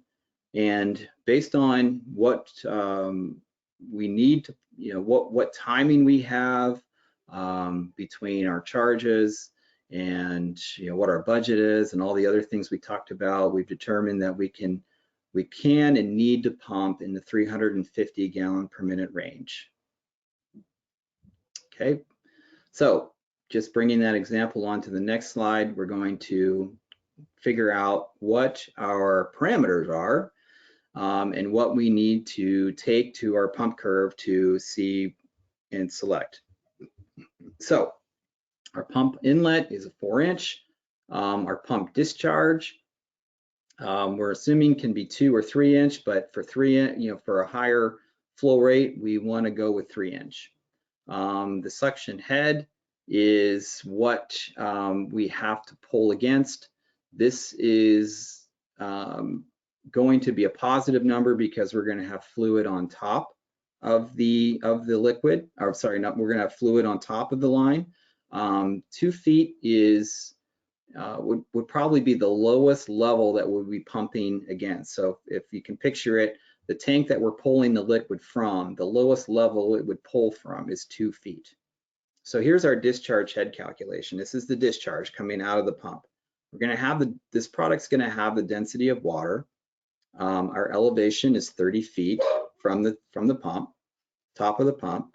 And then we're going to have 60 feet of 3-inch pump. So we're going to have 16 feet of pipe friction loss. And that's in a friction loss table that's in an engineering handbook. Okay, so we're got 16 feet of loss. And then we're going to have 15 feet of loss from friction in the pipe fittings, which could be check valves, butterfly valves, pipe tees, elbows, et cetera, et cetera. So we add all that up, our total discharge head is 61 feet. That's what we have to overcome in order to pump the fluid up to the top of the tank. Okay. So this is one pump that we're going to take a look at. This is a Deming 3x2 by 9.5. So that's a 3-inch inlet. It's a 2-inch outlet, 3x2. And it's an impeller, max impeller size, 9.5 inches. The RPM on this is 1,750. And this curve is showing us on the on the y-axis, it's showing us the available head in feet, which is what we were just calculating. And on the y-axis, it's showing us gallons per minute of pumping capacity. The curves are showing us the lines inside the graph here. We've got dotted lines, which are our horsepower curve, and then our solid lines are our impeller size range. The upper one is 9.5 inches. It starts about 108 feet on the on the upper left, and it goes all the way over to about 50 feet on the far right. And then the lower curve is the smallest impeller size we can use in this pump, which is 7.25 inches, which goes from 55 feet all the way over to about 270 gallons a minute. The curved lines in the middle represent efficiency, pumping efficiency. So any good process engineer is going to want to operate his pump in the most efficient area. So in this little sweet spot here, you can see that we would want this pump to operate at about 80 feet at 200 gallons a minute. So what we're showing here is I've got arrows pointing out at about 61 feet of head and a flow rate range operating in a fairly efficient area from 190 gallons a minute somewhere to 250 gallons a minute. So we're not quite there. We need to be 350 gallons a minute. So we might get there, but we would be running very, very inefficiently with this pump. Okay, let's go to the next one. This is a better pump. So this is a 4x3. So this actually is a bigger inlet size and a bigger outlet size. And this arrow is pointing at 61 feet of head at 350 gallons a minute. And we're in a nice spot on this curve, and it's telling us that we need somewhere between, we need more than 7.5 horsepower, but less than 10 horsepower. So this is the pump that we would choose for the application that we want. Okay. So selecting the pump again, remember that we're all operating, every pump is going to operate on a few general principles. We have to overcome the resistance on the discharge, which is why we calculate that discharge head. We have to be able to draw the fluid from the inlet source. We can't have any restrictions. And then the rate in which it moves fluid, it's dependent on the power delivered to the pump from the motor and the size of the impeller and our characteristics in our system. So we selected the pump, and one way we can double check to see that we did a good job and to make sure we did our calculations right is you can put a pressure gauge on your line. And there's a simple formula here to convert head pressure back to PSI. So when you're running this pump, you would expect to see probably about 25 pounds on a gauge. All right. Move to the next one.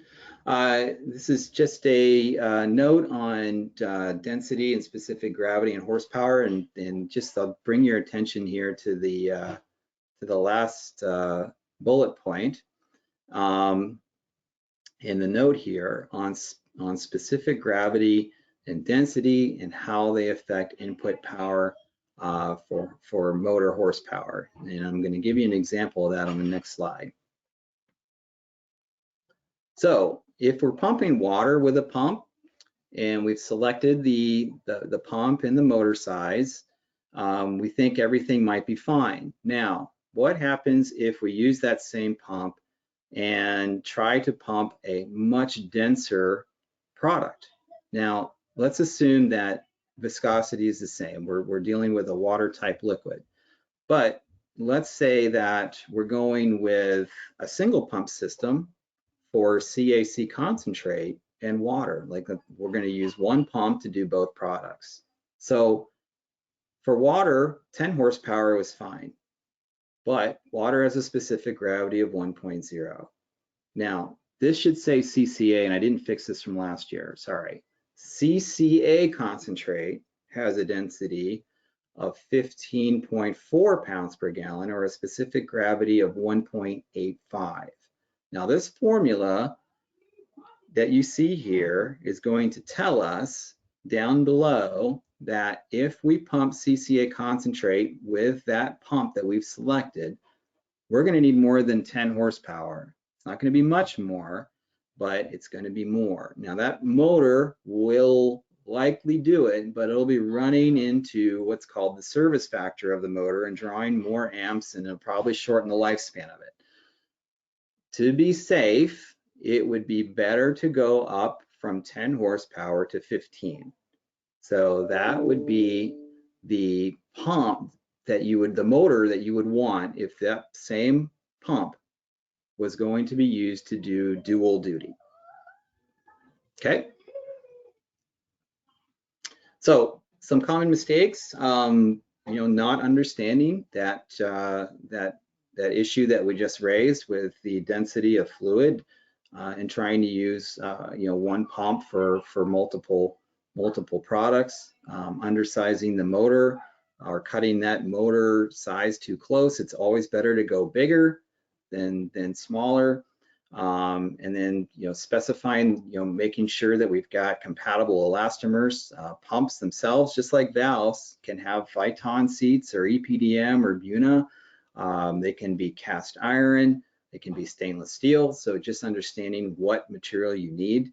And then also remember, if we need to pump 350 gallons a minute and we put in a pump that can do 100 gallons a minute, it's just going to take you a whole lot more time than you probably want. Okay. So switching gears a little bit, and this is kind of going back to what we had talked about with the pressure gauge just briefly, but this is more of a practical thing, and this is just maybe more of an information item for treating plants that have differential pressure transmitters. But just to note, if you would put a gauge on the bottom of your work tank or on the bottom of your concentrate tank, and you would move that, if you put a gauge board on the bottom of every tank and you took that gauge and you walked around to every tank and it was on the same level, you'd get slightly different readings. And the reason for that is because of the specific gravity. So this isn't necessarily important information for a treater, but it is important information for an engineer and someone that's in the process side of automating and understanding that when we're trying to give an accurate representation or an accurate calculation for what the actual level in the tank is, we need to make sure that we know what the specific gravity is so that that number is displaying correctly. So also, down below here, when we have what the practical applications are, it's important for tank manufacturers. If a guy is building a tank and he assumes density of water and we put something in there that's twice the weight, that steel may not be strong enough. So these are important considerations. All right. Installation and maintenance notes. For an end suction pump, then you can see that there's there's a coupling and a shaft assembly here for a motor and the pump. Now those must be aligned very well. They have to be, almost perfect, because if they are not, then the stress that's on either the motor shaft or the pump shaft could be greater than the allowable levels of stress from the manufacturer. What you would see, the worst part would be what happens to the pump, because if there's too much stress on the shaft from the pump, you're going to get a premature failure on the mechanical seal that's on that pump shaft. Having the there's an oil, there's a little bit of oil that needs to be maintained in that. There's a way to add that in and verify that, but every pump should have some oil in there to keep lubrication. Other than that, it's just a matter of keeping the pump flooded and air out of it. Okay.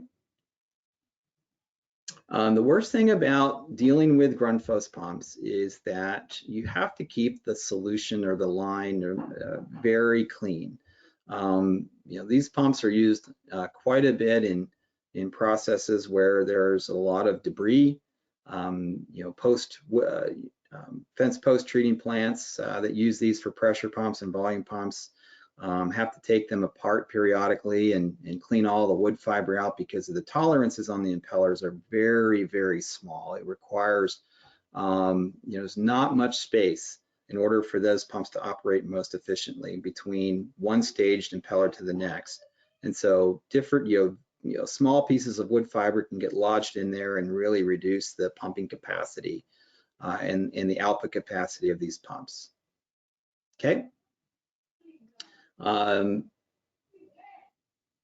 With the air diaphragm pumps, these things create quite a bit of vibration. So if they're on fixed piping systems, specifically if they're plumbed in with PVC and that piping is fixed, it can beat up and crack PVC pretty quickly. Having the air, clean air and enough air to make sure that those pumps operate is critical.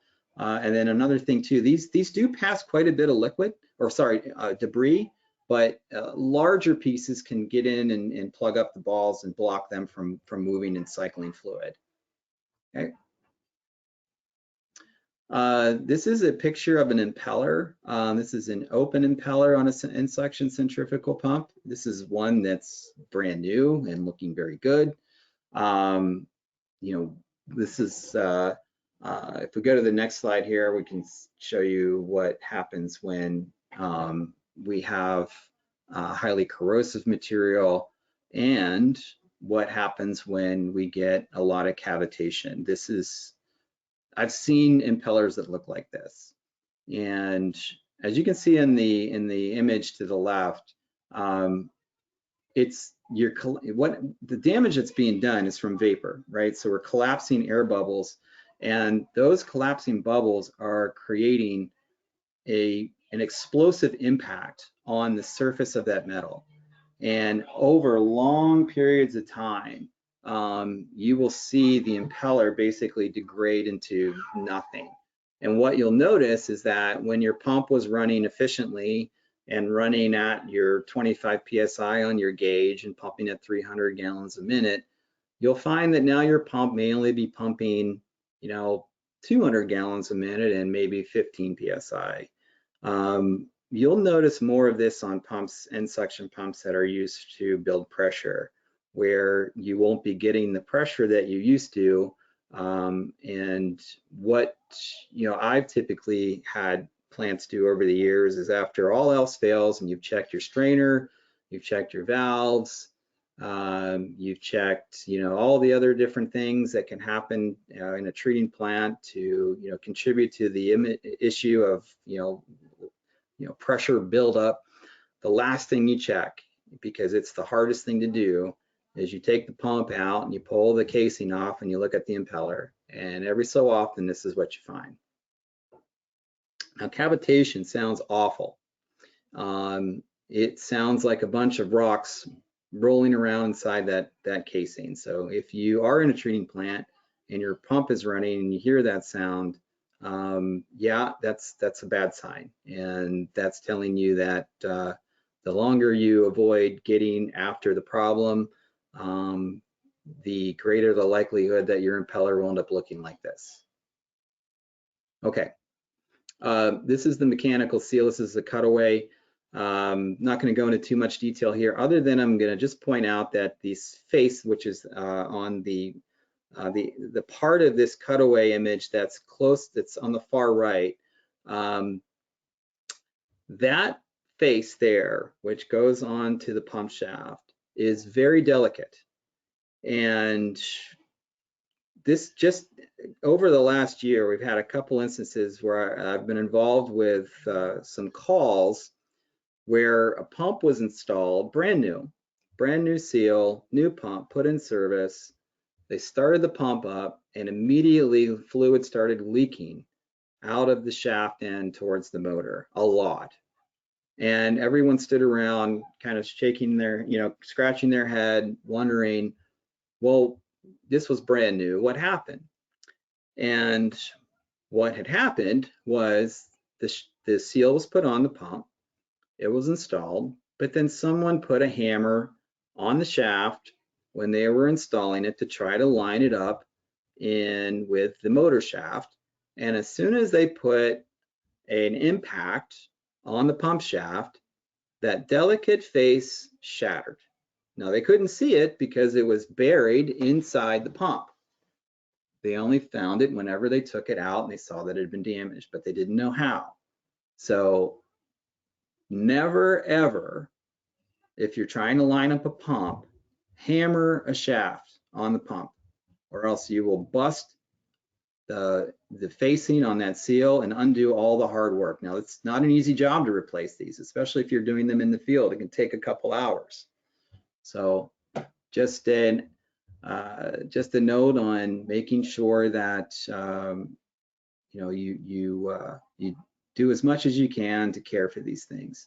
The other note here, don't run it, this is another plug for, don't run these pumps dry.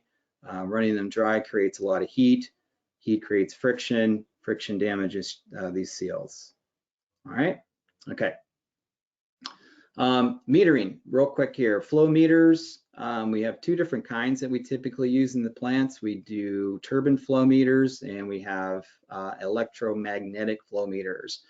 The difference is a turbine meter is what it sounds like. There's a spinning turbine inside the meter that spins when liquid flows through it. That spinning action creates a magnetic field at the top of the tube, which is picked up by a little detector unit and then sent back to a counter. The electromagnetic flow meters create an electromagnetic field. And when fluid runs through, it measures the difference in the current between one end and the other end, and has technology inside the meter to basically take that reading and convert it into a flow rate. One's more expensive than the other. You can probably guess that the more expensive one is an electromagnetic meter. However, the accuracy on those is greater, and the advantage is that there's no maintenance on those at all. These are used for bulk products that we're using with high volume, with higher amounts. For tote and drum products, which are products that are typically lower usage, we like to use weight. Now, weight is more accurate because if you remember, 1 gallon of a product can contain about 8 to 9 pounds. So if our flow meter accuracy is only 1 to 2%, we can sure do a whole lot better in accuracy if we're metering by tenths of pounds. On the costing side, typically a flow meter and a scale will be about the same. So I think it's kind of a no-brainer where, if you have a very expensive tote product or a drum product that you would want as much accuracy as possible, I think that really helps to push the decision towards using scales to meter. Okay. a sizing chart for turbine meters. The only thing I'll draw your attention to here is if you look at the flow range GPM, you can see the ranges for different sizes for a turbine meter. Let's just take one as an example. 2-inch would be a minimum of 33 gallons to 330 gallons per minute for a 2-inch meter. All right, go to the next one.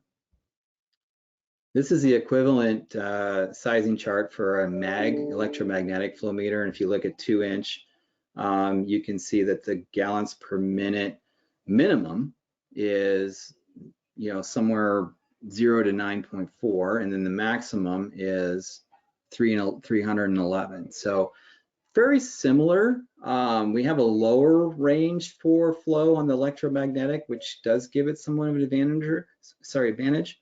But typically, we have a bigger range of flow rate for an electromagnetic meter, which does give it somewhat of an advantage. Okay. Last slide here, which is just my annual plug on how to install butterfly valves, just to try to help treating plants minimize problems with valves that occur over a period of time. Valves that leak on the stem, and if you can see here, we've got a butterfly valve that has the disc. You have a pin on this example. We have the bottom pin, which is actually at the 3 o'clock position, and then we have an upper pin that's in the 9 o'clock position with the shaft that's going up to the assembly there with the handle. Where valves tend to leak fluid is from the upper stem, which is in that 9 o'clock position. And a lot of people assume that it's failing at that point. Well, no, the valve typically fails at the 3 o'clock position. And when it fails, it's because there's debris that's been building up and getting into the seat material that's around that pin. And as it gets in there, there's a gasket that goes all the way around the circumference of that valve. It'll eventually move its way from that bottom pin all the way up to the top pin and out. So most of the time in treating plants, you'll see valves like this installed vertically. And when I say that, you'll see that just picture in your head that upper pin assembly is rotated to the 12 o'clock position, and then that bottom pin is rotated to the 6 o'clock position. As fluid moves through the pipelines and it has debris in it, we might have mud, we might have wood fiber, we might have who knows what, it'll collect around that bottom pin. It won't move through, and eventually over time it'll start doing damage on that seat. Now, if you install the valve like this, fluid, as you can see on the bottom picture, it will run through. You won't have anything stuck there. So it's a pretty simple thing to do. When you install a butterfly valve, install it like it shows in the picture above. Okay? So that's it. If there's no questions, I think we're ready for a break. Thanks, Rob. Are there any questions? I don't think we got any. Nothing came in. Okay. A couple housekeeping things here before we break for lunch. California participants should take the morning session test right away. So you should be getting it shortly. Before we take our break, you'll need to sign out of the morning session and then sign back in to the afternoon session at 12:45 Pacific Daylight Time or 3:45 Eastern Daylight Time. So you need to sign out of the morning session and then back into the afternoon session. Does anyone have any questions before we break? Hearing none, we'll see you in 45 minutes. Thank you.